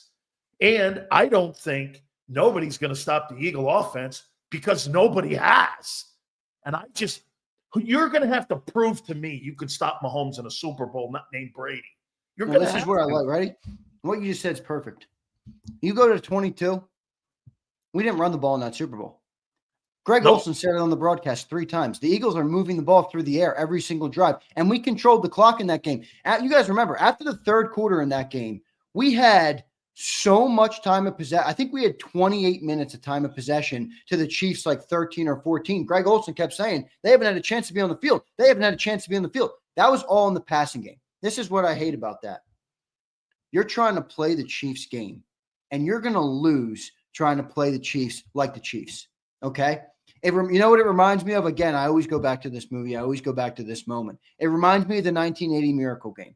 If you play the Soviets game, they're going to skate around you, and they're going to beat you 10-3. You got to take their game and shove it right back in their face. And the Eagles, the way they're built this year, take your game, take your run game, take the physical nature that you play with, and run it right down their throat. Because if you get into this game where you're trying to be cute and you're trying to pass, that's where I think you're going right back into the Chiefs game, and I don't think that's a winning formula. Nobody's been able to do it. They're going for 3 Super Bowls because people can. What do the Bills do? The Bills play the Chiefs game every year. They lose by 3 points. Every year they lose by 3 points. Ravens too. Take the run game. In fact, this might be the best time to triple down on what has gotten you to this point. Yes. Coach up those offensive linemen like we know they're capable of doing and run the rock. That's what you need to do in this football game. And I think, again, now this game is so fresh in my mind. I was finishing up in the office still. I'll say it's 10 o'clock at night. I flip on NFL Network and this game is like starting. I'm like, oh, you got to be kidding me. And I watched one series and then I got completely roped in and I sat here till 12:30 at night watching the damn Super Bowl 52. But it was really a different approach our entire game in that game because of the defense got mitigated and we were passing the ball. Miles Sanders was putrid in that. Awful in that game. Well, I think they stopped using him. They just stopped using him. They did, but even when they went back to him later in the game, he had a 3rd and 1 run in that game. Oh my, Saquon Barkley would never look like that. 3rd and 1, this guy, puts a wimp shoulder in, the Chiefs just knock him back. It was a bad running performance. So I kind of like the way it's set up this year. I just hope the Eagles, are able to play their game because, I think Spags knows what I just said. Spags is going to say, I'm going to force Jalen Hurts to play our game. Not because I don't think he can do it, but because I think that gives the Chiefs the best chance to win. We're going to win by 3 if they're doing that. Even if, like in 22, Jalen has a damn near perfect game passing. I mean, Jalen made some throws in that game that I haven't seen him make yet in 2 years. That throw to Dallas guy, he had a 3rd and 15. You probably remember it. I do. To the right hash going out of bounds. They reviewed the play and everything. That was one of the best footballs I've seen thrown in a long time. I mean, that was money. And you still didn't win. This is again what I say about him. You're going to get that odd-on game, but you're not going to get that consistently from him. You're just not. Okay? He's not a guy who's going to go week in and week out and play like that. And the Eagles know that because they played like that this year, because they had a grand slam home run hitter when it came to Saquon Barkley. That's why. And by the way, I'm not sitting here telling you that you don't have a great defense, the Eagles. I'm just telling you that you have a generational coach, a generational quarterback. You're talking about guys who, in my opinion, we're not taught. You have a great defense. You're going to have to prove to me again that you're going to be able to stop them. Yeah, absolutely. Just like 22. So we had a great defense all year. Didn't have a great defense in the Super Bowl. Every stat, every metric, every accolade that's been achieved this year by the Philadelphia Eagles should be thrown out the fucking window. You need to be number 1 in rushing in this game. You need to be the number 1 defense in this game. You need to be the best quarterback in the field in this game. That's what you need. You don't care. I don't care about that. Like you just said, it's such a good example. I mean, you could be the number 1 defense all year. If you get got on any given Sunday, you lose the game. Who cares? It's all for nothing. Such a good point by you, though, because those things can change so quick. Those things can change so quick where, dang, I thought we were the number 1 defense all year. What the hell happened? You got to be that on this week, man. It's matchups. It really comes down to, by the way, I think that the Chiefs are going to have to prove to me that they're going to be able to stop that Eagle offense, because I have not seen, people go like this. Well, Pittsburgh, I'm like, yeah, you know what? Didn't they beat them by double digits? Right. I'm like, hang on here, man. I want to see somebody stop Philadelphia's offense. It's just been too dominant. Who do you I put the who do you think are going to be the two X factors on the outcome of the game? I'm not talking about dark horse guys who you think step up. I'm talking about who are the two key dudes for the Birds to win and for Kansas City to win. You know, it's a little unfortunate you asked that question because my answer is so basic. Okay. It's Saquon Barkley and it's Jalen Carter. That's it. Oh, I was talking for both teams. So you pick one for the Chiefs and pick one for the Eagles. Okay. All right. One for the Eagles is going to be Saquon. Okay. Because I believe that you're going to need to put points on the board versus this Chiefs offense. And if you run the ball effectively, like you have all year, you play your game, you play your football, it's Saquon Barkley on the offense. On defense, on the Chiefs, it's got to be the great equalizer and Pat Mahomes. Let me give you one thing too. All right. Because Mahomes is the easy answer. All right. Let me give you a different one. And he's probably an easy answer too. The Philadelphia Eagles just gave up 11 catches to 105 yards to Zach Ertz. Okay. You got the greatest tight end maybe in the history of the game coming in, who is one of the best playoff tight ends probably in the history of the game, who before last game was on a 14-game streak of 75-plus yards in playoff game, who had a big game in the Super Bowl with a touchdown versus us in 2022. What's the game plan for him, Vic Fangio? Because Zach Ertz, who's slower, older, and not as talented, had 11 catches for over 100 yards. When's the last time Zach Ertz had over 100 yards? So if you're Andy Reid, what do you think he's doing watching that tape? He is oohing and ahhing over getting. It's the middle of the zone. It's the middle of the zone. So that's one. He could be an X factor there. If you're able to take away Mahomes or Kelsey, I feel pretty good about limiting the other guys that the Chiefs have. I'm not saying you're going to stop them. You're not going to hold them to 15 points. I don't believe. I mean, this isn't going to be like one of those games. At least I don't think. But if you can slow down Kelsey or almost entirely eliminate him, or the game plan makes it hard to get him the ball, that's where I think you can open yourself up to some 3 and outs or getting the ball back with the chance to take the lead with Barkley. So the X factor for the Chiefs, I'll go Kelsey. Even though Mahomes is the obvious one, I'll go Kelsey. Mahomes is going to play well, right? That's one thing we know. Yeah. Well, he's going to play well the moment you need him to play well. I don't know. Right. He really, if you look at his Super Bowls, they've been very underwhelming. However, when you look at the moments they need him, he plays the greatest in the moments you need him the most. So, I mean, he plays in those moments. You know, it's funny. I had guys calling in earlier or, commenting earlier, and they go, well, Vic Fangio's going to have a bag of goodies for Mahomes. He's going to be exposed. I'm like, do you honestly really believe that Patrick Mahomes and Andy Reid haven't seen everything in these games? This is their 5th Super Bowl. I mean, dude, what are we talking about here? They've been to 8 conference championship games in a row. There's nothing Vic Fangio is going to throw at Patrick Mahomes that he hasn't seen before. I mean, you're not talking about playing against Jaden Daniels. You're playing against a guy who has seen it all. In my opinion, you stick with what you've been doing great.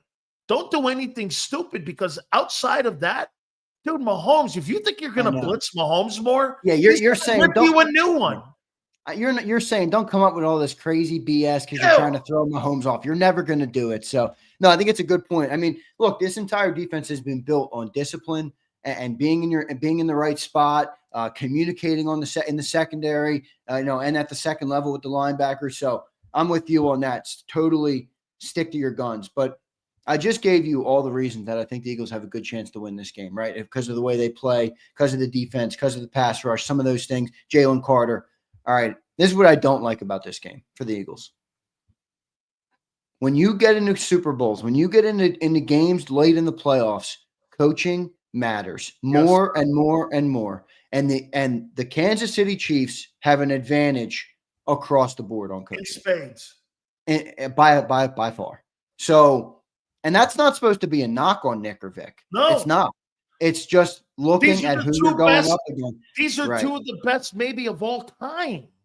So that's that right there. Like, put it this way. If I'm on this show saying this is how the Eagles can win the game, believe me, Andy Reid thought about this after he won the Super Bowl last year. Like, I'm not saying anything that these Chiefs coaches aren't aware of. And better yet, they're coaches that can actually capitalize and make good on what they are expecting coming into a football game. So I think that's the most clear advantage for the Chiefs, maybe even more so than the advantage of Mahomes over Jalen at quarterback, because I love Mahomes. Don't get me wrong. He's the greatest quarterback on earth. He's already arguably a GOAT in this league, probably second maybe already with what he's done at 29 years old. But he hasn't particularly played his best football yet this year either. Kind of like Jalen Hurts. Jalen Hurts in 22 is an MVP candidate. Patrick Mahomes has 15 or 16 or whatever he was, 17-1 this year. I'm not taking credit away. I'm just saying the gap between him and what he's going to be against the Eagles defense versus what I think Andy and Spags provide for them is not as big. That's the biggest wild card coming into this game, is what are Andy and Spags going to do to give the Chiefs a significant advantage in the football game. And here's the other thing. Okay. The Chiefs were losing in that Super Bowl the entire game until the fourth quarter. In other words, the Eagles fans watched 75% of that game with the lead. And I'll never forget. Last year against I'll the never Niners. forget. And you guys I know some of you guys listen to Tone DeShields, who used to work with us at JAKIB. I will never forget standing in the green room upstairs before our post-game show with Tone DeShields watching that game. We were jumping at halftime after the third quarter. We're going to win the fucking Super Bowl. We're going to win the fucking Super Bowl. The fourth quarter came, and me and Tone are looking at each other like this. We're sitting next to each other. We're looking at each other like this. Yo, we're not about to fucking lose this game, are we? We're not about to lose this game, are we? And we watched it. We were frozen. We couldn't even produce the post-game show. We were frozen. So don't let up. You got to have a lead on this team, man, because they will make you pay if you don't capitalize on opportunities. So that would be the other thing I'd say. Don't let it be close in the fourth quarter, please. What did you make of Marcus Hayes saying that this is the best Jalen will be? I don't agree because I've seen him be better. I don't agree Really? at all.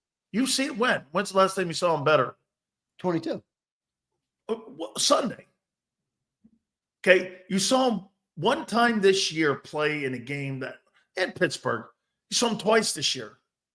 And in 22, or 23, you didn't really see him play exceptional football in 23. You saw him play pretty decent ball. Ton of turnovers. But I'm sorry, but I understand what you're saying. And the benefit of now is correct that was a 1 year for Jalen Hurts to be great. But that's not what you asked me. You asked me if he can be better. I have seen him consistently be better. To you?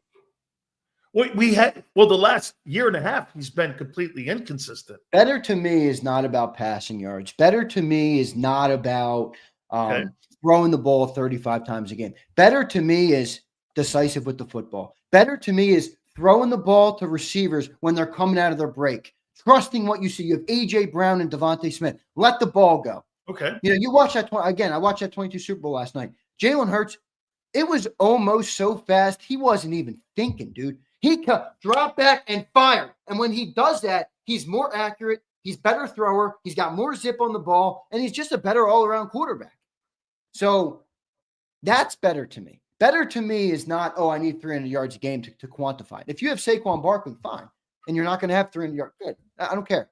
But I want to see him get the ball out. I don't want to see him take, where I think you're right with the sacks is these are killing, especially when you're a running football team, right? If you're a passing team and you average 12 yards a play like the Chiefs or somebody like that, and you're used to throwing the ball or moving the ball downfield, all right, you can overcome sacks. When you're a running team and you're running the ball on first and second down and your running back's getting 30 carries a game and you're relying on him for a large portion of your offense and you take sacks, you're taking your entire game plan, you're shredding it up in a paper shredder, and you're saying, okay, we got to go back to the drawing board.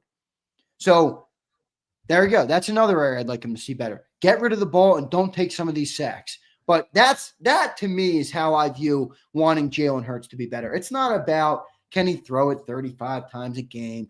I get it. Those are vanity metrics to me. They don't bother me right or wrong. I want to see him be better fundamentally as a quarterback. And I think he's capable of doing it. I just think I do think this coordinator shit's tough, man. Like Andy Mahomes is Super Bowls 37 games ago. Yeah, and you know who's had the same play caller for 37 games since that Super Bowl? Patrick Mahomes. No shit. I mean, so again, it's not an excuse. I understand you're here in the Super Bowl 1 year after, but no, I'm going to use your line. I'm going to use your line on me here. It's the Philly way. Yeah, it is. But, to the credit, to the point, though, of where I want Jalen to improve, don't you think, maybe you don't agree, don't you think Jalen would be a little bit more confident in the offense if it wasn't changing every year? Don't you think he would be able to look at a receiver or know a route going into the game and let that ball fly if he was it's all new every year. And I'm not saying it's an excuse, but I'm saying without that consistency, it's a factor. It's constantly a dead weight that's pulling on his back while he's trying to get better. It's hanging him down. It's holding him down.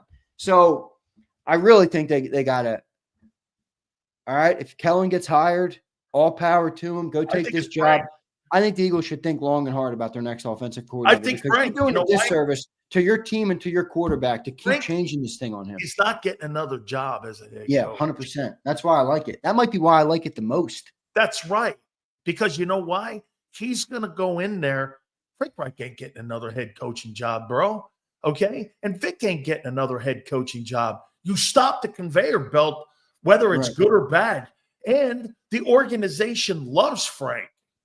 I mean, they have great respect for Frank. And by the way, I hear people going, do you think Frank would be okay with working for Nick? Absolutely. Those guys would be kind of partners in the mess. They're not. Dude, Nick Sirianni reveres Frank Reich's opinions. He talks to him weekly about advice on what he wants and what he's doing. Do you know how much they talk? Frank told me he's on the phone with him once a week. Yeah, I mean, and look, I thought Howard said it beautifully. He's like, would you rather have a coach and a coordinator that don't get along? Yeah, you know what I mean? I thought he said it well. So, no, I like Frank Reich. I mean, look, we've had him on the program several times before. What I don't think about Frank is this. Buckhalter says Reich will never take a subservient role. I don't agree. I actually think you have Frank Reich pinned wrong, Buckhalter. Yeah, you are. I think Frank Reich is one of those guys that doesn't have his ego at the forefront. I think he's one of those guys that would look at any opportunity objectively. And, I think he might relish that opportunity. Now, I think the bigger question would be Nick. Like, not that Nick doesn't like Frank, but what would Nick feel about one of his mentors coming in and running his offense? Do you feel almost less emboldened as a head coach if someone comes? I'm not saying he is. I'm just asking the question. Do you feel less ability to push back? I think that to me, if he did something like that, I would have more respect for him because it would show me a sign of confidence that he's not worried about anyone rolling in and being a subversive or potentially taking his job. To me, remember what Dick Vermeil said the other day? Do you remember what he said? He goes, I tried to hire assistants that were smarter than me. I didn't try hiring people that I was smarter than because I don't need you then. That's how Dick Vermeil ended up hiring his coaching staff. That, to me, is the most essential thing. Dude, I want to hire the most qualified defensive coordinator. I want to hire a great offensive coordinator. I don't want to sit here and have to think that I know better than the guys that I hired, because then you know what? You're going to be doing their jobs for you, which takes away from your number one job on what you do. Do you know that I think that that's been the number one difference between this team this year and a year ago has been this. He has competent and qualified coaches at key positions, linebacker coach, D-line coach, coordinators, that Nick has been able not to have to get involved too much. And I thought that has played a factor in why this team picked up steam after the bye. It's been such a great coach job this year by that football team. But all that being said, Xander, great coaching job. You're going against the ultimate coaching staff. As good as you think your staff is. And probably, how about this? Could the Eagles have the second best coaching staff in the NFL? Yeah. To who? The guy you're playing in 10 days. Yeah. I mean, that's the suck-ass thing about this, is that do you believe in your heart that the Eagles have enough to beat? I'll ask you this again like I did yesterday. Spagnuolo, Reed, and Mahomes. Do you believe you have enough? Dude, it ain't about roster. You've already proven that before in 22. This is about the intangibles. Experience, being there, having won in critical moments, never letting go of the rope, as Tomlin would say. Do you have enough? I think you do. I think you do this year. I think Vic Fangio is a massive upgrade from Jonathan Gannon. I know Jonathan Gannon had a good defense. I think Vic Fangio is a massive upgrade from him. Just in terms of what you're talking about, intangibles, right? He's an experienced guy. He's not going to be fooled by less. He's seen Mahomes. Now, he is 0-8 versus Mahomes. I mean, I know everybody's trying to spin that with the bad roster and everything. Hey, 0-8 is 0-8, big dog. I don't really care about the I get it. The rosters weren't great, but holy shit, never 0-8 is not Mahomes pretty, has never lost to Vic Fangio. Yeah, but no, I do think Vic is an improvement from what you had in 22. And, you know, do you think Frank would be that for the offense? Yes.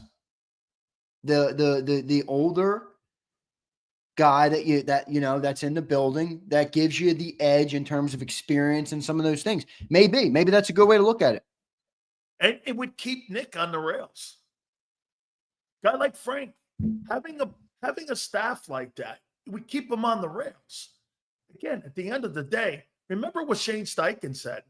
When Shane Steichen gave you kind of the insight on how Nick operates in there, he went to him and said, why don't you let me be the play caller? And Nick went like this, okay. And the play calling then went down where it changed. They were 2-4 or whatever they were. Remember you and I were both saying after like the 2-4 start, we were going, shit, you think this guy makes the year? Yeah. Yeah. Right? All right, Xander, let's do these super chats. Yeah, because I got to run. I got to produce your great segments today that you had. Let's do these supers here, brother.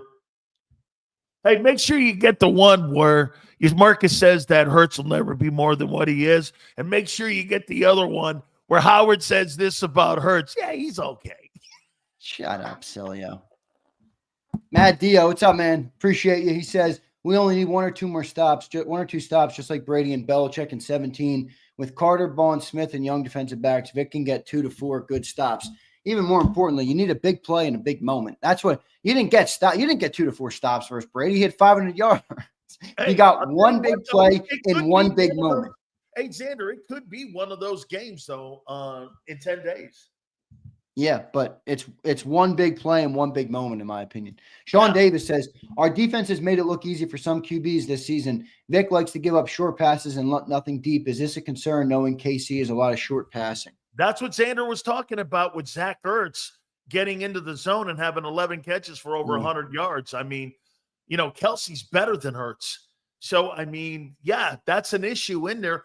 How are you going to defend that? Are you going to chip him? Are you going to put a man on him? Are you going to let him roll in there? Who's covering him? Zach Bond? That means this. If he's put Zach Bond on Zach Ertz, okay, so it's more on Oren Burks and it's more on Jalen Carter and Jordan Davis. That's a tough putt there, dude. They're going to try to confuse you, Kansas City. All right, here we go. More supers. Abe says, Chiefs' worst game versus the run was Steelers, 202 yards, Christmas game, and they still won 29-10. Everyone must be clicking together, including coaching. Absolutely. Yeah. Yep. No yes, doubt. sir, Abe. Good super there, Abe. Good pull by you. Khaled says, will Slay be Hall of Fame if he wins the Super Bowl? I think so. Man, I'll tell you, he's got 6 Pro Bowls. He puts a Super Bowl in there. I mean, look, man, the guy Gilmore has a player of the year, and he's got 6 Pro Bowls, 7 Pro Bowls, and Stephon Gilmore is probably better, but Slay may get in there, man. I mean, if Leroy Butler can get in, Slay can get in. Yeah, I agree. We'll see though, Khaled. Tony Allen.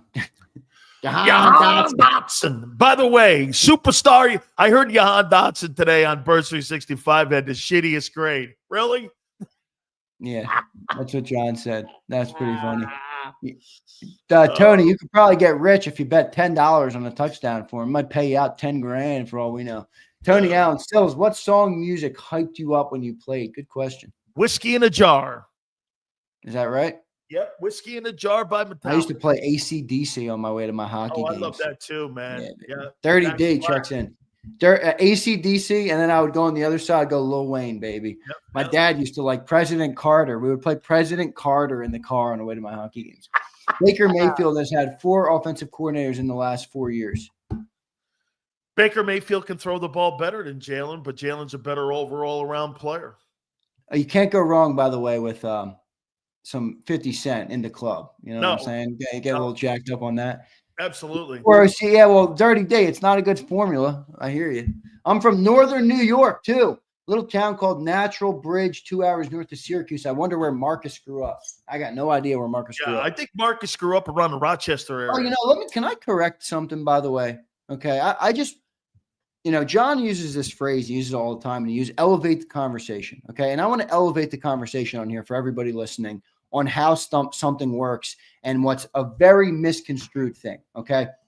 Marcus Hayes got obliterated last week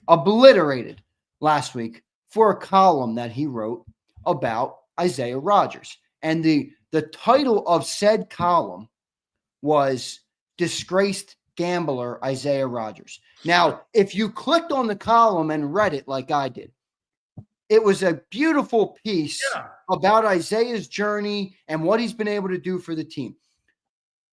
In journalism, at the Inquirer, you send your piece to editors. Editors read your piece and they make a title crafted to get the most clicks possible out of your piece. They write it. So many people are going around right now. Who's this asshole that called Isaiah Rodgers a disgruntled gambler or whatever he called him? That was not Marcus Hayes. Okay. No. You might not like Marcus Hayes. That's fine. But I'm just telling you so you know, Marcus Hayes doesn't write that title. Okay. That's the editors at the Inquirer. If you read that article, if they put a different title on that, you would have loved that article. It was a great article about Isaiah Rodgers. So don't get all caught up in people on social media who don't understand how stuff works and they love to put people in a box. That was not Marcus Hayes. Okay. I don't agree with everything Marcus Hayes says, but don't fall for that shit. Okay. He took so much shit. It's a headline tease. As a matter of fact, I didn't have a problem with the headline and I didn't have a problem with the column. You know why? The idea is to get clicks and views and people to go there. So what they were doing was they were teasing it. And for the record, it turned out to be one of the most read columns on the Inquirer. Yeah, because of all that.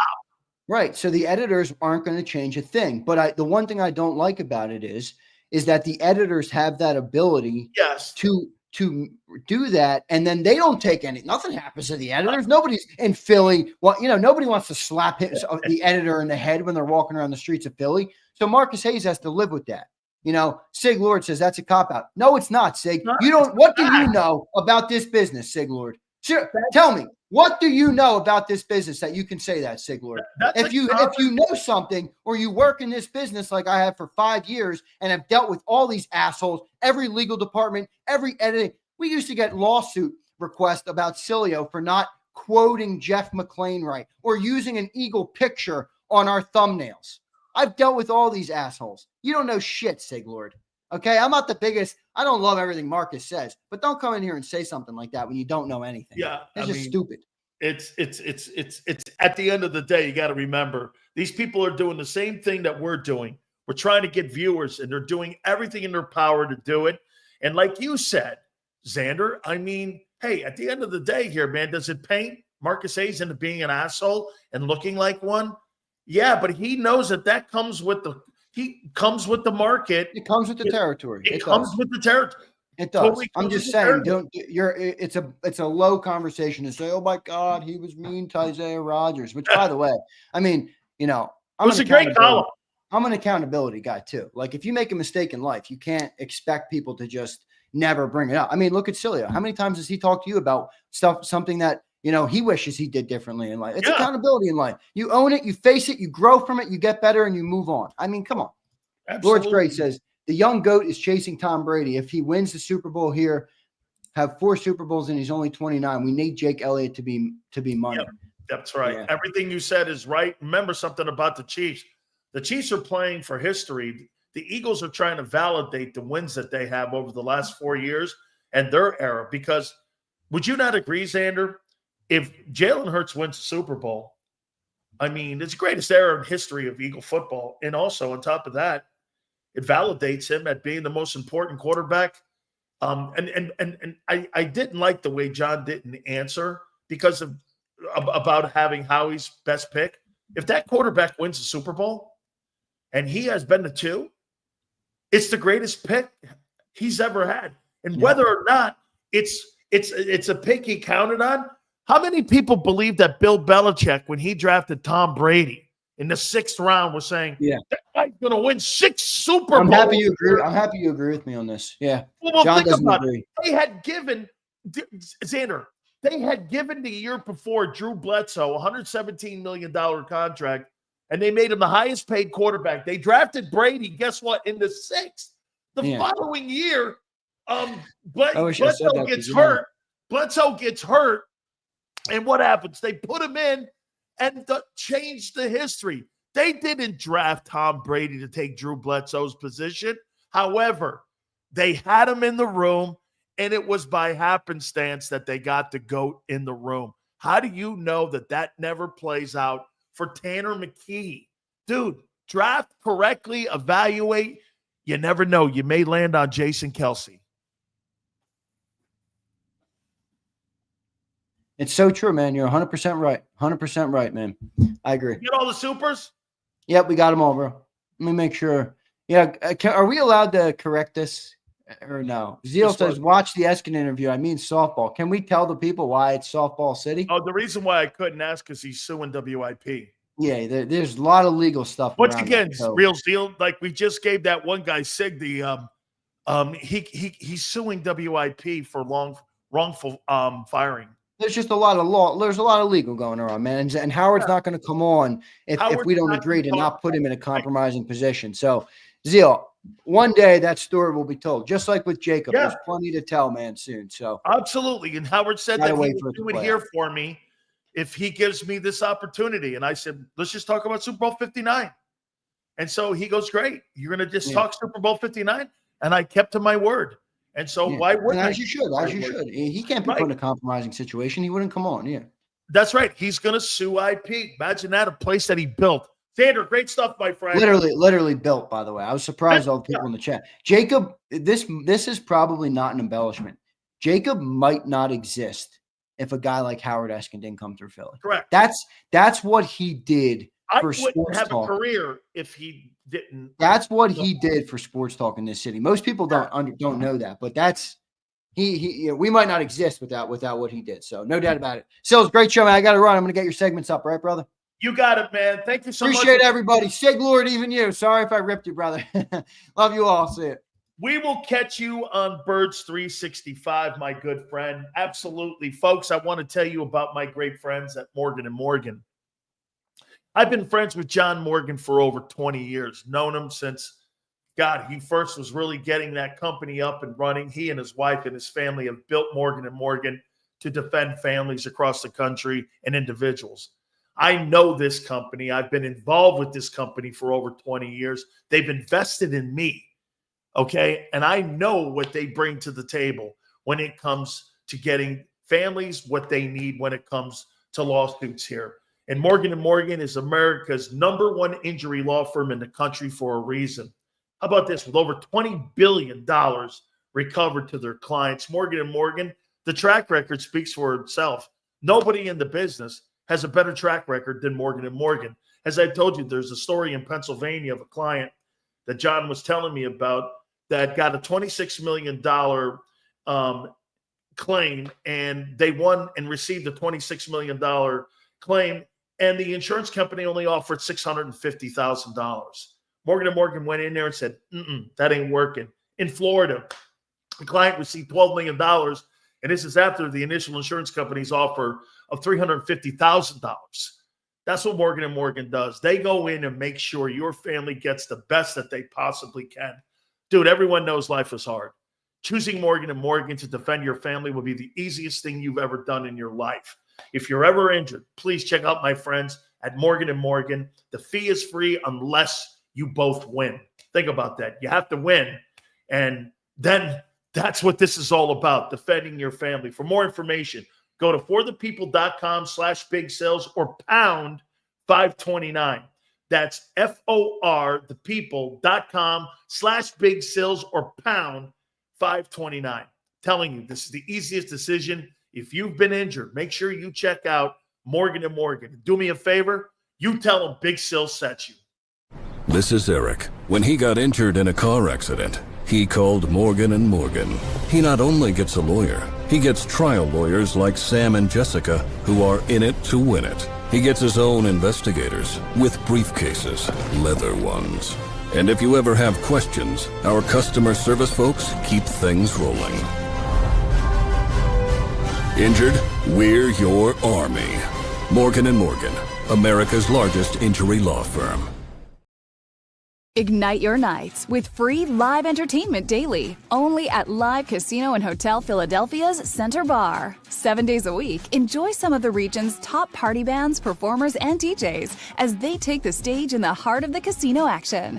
Great cocktails, live music, and lively moments. It's all happening at Center Bar at Live Casino and Hotel Philadelphia. Visit livecasinophilly.com for more details and the complete list of upcoming events. Must be 21 or older. Gambling problem? Call 1-800-GAMBLER. The following is a real testimonial from the father of a young injured victim. I didn't think she was going to make it. Major Perry's daughter was the victim of a horrific accident caused by someone else's negligence. If you don't find the right counselor, law firm that you're looking for, you will get lost in the wilderness. Badly injured? Call the Fritz and Bianculli Law Firm at 215-458-2222 and find out why they say, "We got this." In our hometown, we all look out for each other. We step up to keep our communities going strong. And at Independence Blue Cross, we're here to keep you going strong as the #1 health insurer in the region. No IBX is always looking out for you.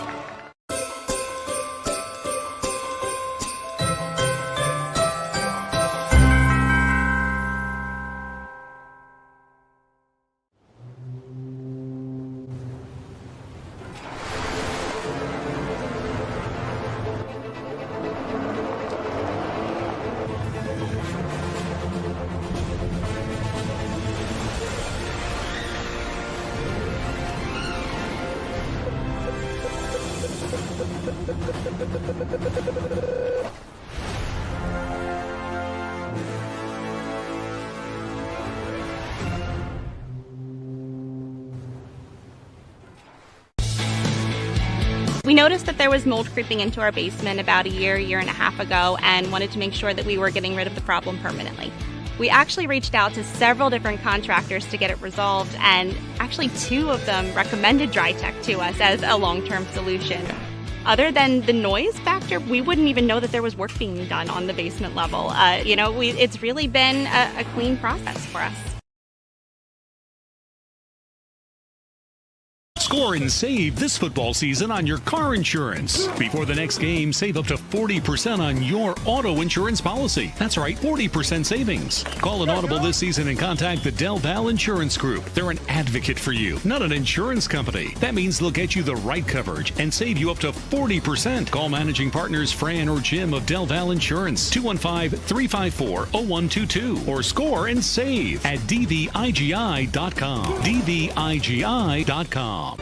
EAGLES, Eagles. Big Sil's National Football Show. I appreciate you guys so much. Please hit the like button. We're about 14 likes away from 300. Please, let's see if we can get that by the end of the show. Give me a countdown to make sure that we get to that 300. You guys have been absolutely insane since Monday, and I think it's going to continue to pick up by Super Bowl 59 in about 10 days. Missed the show. What I missed, but what's up, JAKIB Nation? Turned 24 last night. Had a crazy hangover. No limit. Awesome, man. We appreciate you being here, man. Awesome. All good, man. Hey, if you go back, you can watch it. We had Howard Eskin on with us, and we also had Marcus Hayes on. I love the fact that, get this, you know what I was told? I don't think I told Xander this. So I was told that Marcus Hayes, I'm not sure he really liked my style at first. And because people at the Inquirer had been telling him, this asshole, Sileo's in our market now. You know, he's like Angelo and Howard and those guys, you know, and Carton and them guys. I never looked at myself as anybody like that. I always looked at myself as me. I've never tried to be anybody but me. The more you try being like others, the more you lose yourself. I've never wanted to do that. And I've never acted like that. Okay? I mean, anybody who pretends to want to or wants to act like somebody, you change yourself. So that's why I kind of tried to keep to my guns on who I am. And then after a while, I get calls from Marcus Hayes at 4:30, 5 o'clock in the morning, and we'll have a 20-minute conversation, 30-minute conversation on sports. Yeah, he's listening. And I appreciate that because I admire his work. Xander was talking about, I love his work. You know why? He's fearless. He's a fearless writer. He's one of the last true sports reporters Philadelphia has that's cut from the cloth of covering sports with no holds barred. I love that. I like people who live on the edge in broadcasting and in print media. Those are people that say something. And I appreciate him. And I like it. I do. I like the way he does business. And we're proud that he said, and he does now, he goes, anytime you need me, let me know. He goes, I love coming on the program. I got a text from Howard Eskin just a couple minutes ago. You know what Howard said? Let me know when you need me. I'm here anytime for you. Angelo comes on every Monday now. Why is that? Hey, Merrill Reese, your golden voice of your team, never says no. Hey, but since I've been broadcasting, Merrill Reese has never said no to me. Okay? Hockman, are you talking about a guy in Miami? There you go, guys. We're almost 2 more likes away from 300. You guys did it, man. Way to go. I got to ask you, and maybe I dismissed this too much. Do you care really if Brandon Graham's active for the Super Bowl in 10 days? Do you really care? Do you really care? Okay? Thank you very much, Yale. We try to keep that standard up. Hey, Yale, I've always had a philosophy. You got to be more famous than Sills to come on. If you're not more famous than me, you ain't coming on the program. No, okay? You've got to be more famous. People got to know who you are. If they don't know who you are, you ain't coming on. By the way, Philly 500 is on with us tomorrow. Okay? A lot of people know Philly 500. I love having him on. So he's going to be on tomorrow with us. I think he's going to be on at 4:30 tomorrow. So 500 will be with us tomorrow. Yeah. Do you care about Brandon Graham? Wait a minute. Cosmo goes, no Holmes. You want to sit around and talk about the Cowboys and watch Mark Holmes cry? If you want Mark Holmes on, we'll put him on. And we can talk about the great hire of Brian Schottenheimer. Do you guys want to hear? You want to hear Mark Holmes? I'm sure Mark will do it. Okay, I'm sure he'll do it. Or do you guys just want to make fun of him? I'm starting to think you guys just want to get what's his name? Mark Holmes on because you just want to make fun of his ass. Okay. Hey, no, I get it, Yale. That's why I bring on Mark. Mark's got a great following. Okay? Mark's got a great following. Absolutely. But Brandon Graham, do you care? Now, this is me talking. Okay? I've only been talking about your team for 5 years on an everyday basis. So maybe it means more to you.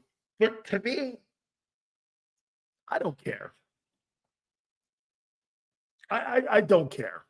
Even Howard Eskin said, man, if you want to do a ceremonial thing, I guess it's another thing to talk about, I suppose.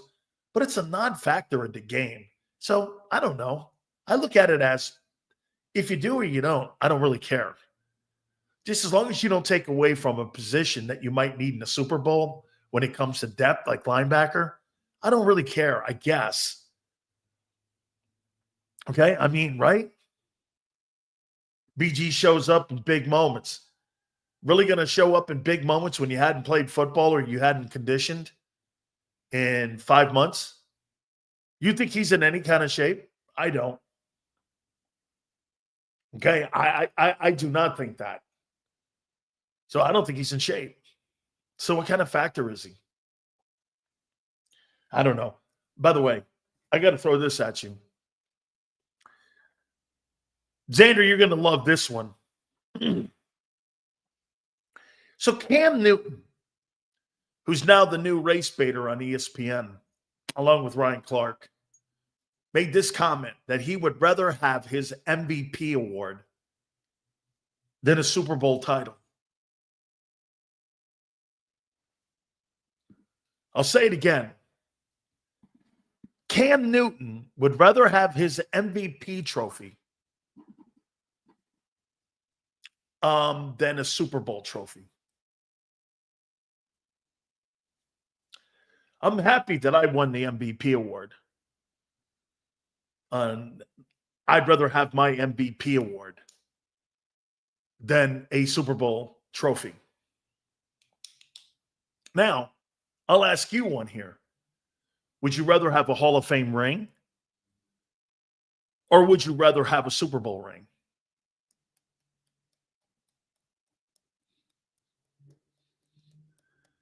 That's a little different.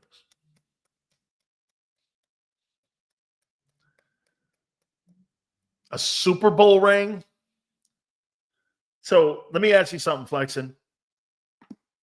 So Trent Dilfer and Jeff Hostetler have Super Bowl rings, and Dan Marino doesn't. Whose career would you rather have?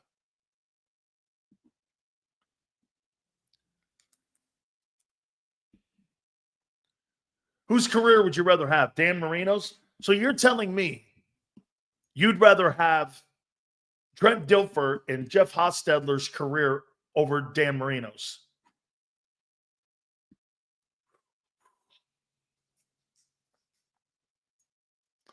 Hall of Fame ring, Super Bowl ring. There's only 300 men in the Pro Football Hall of Fame. I don't know, man. I might take that Hall of Fame ring. Being known as one of the greatest players in the history of the sport, the Super Bowl ring's a team ring, isn't it? That's a team accomplishment. Hey, I think this is a tough question. Okay? I think it's a tough one. Marino, I asked him the question on the air.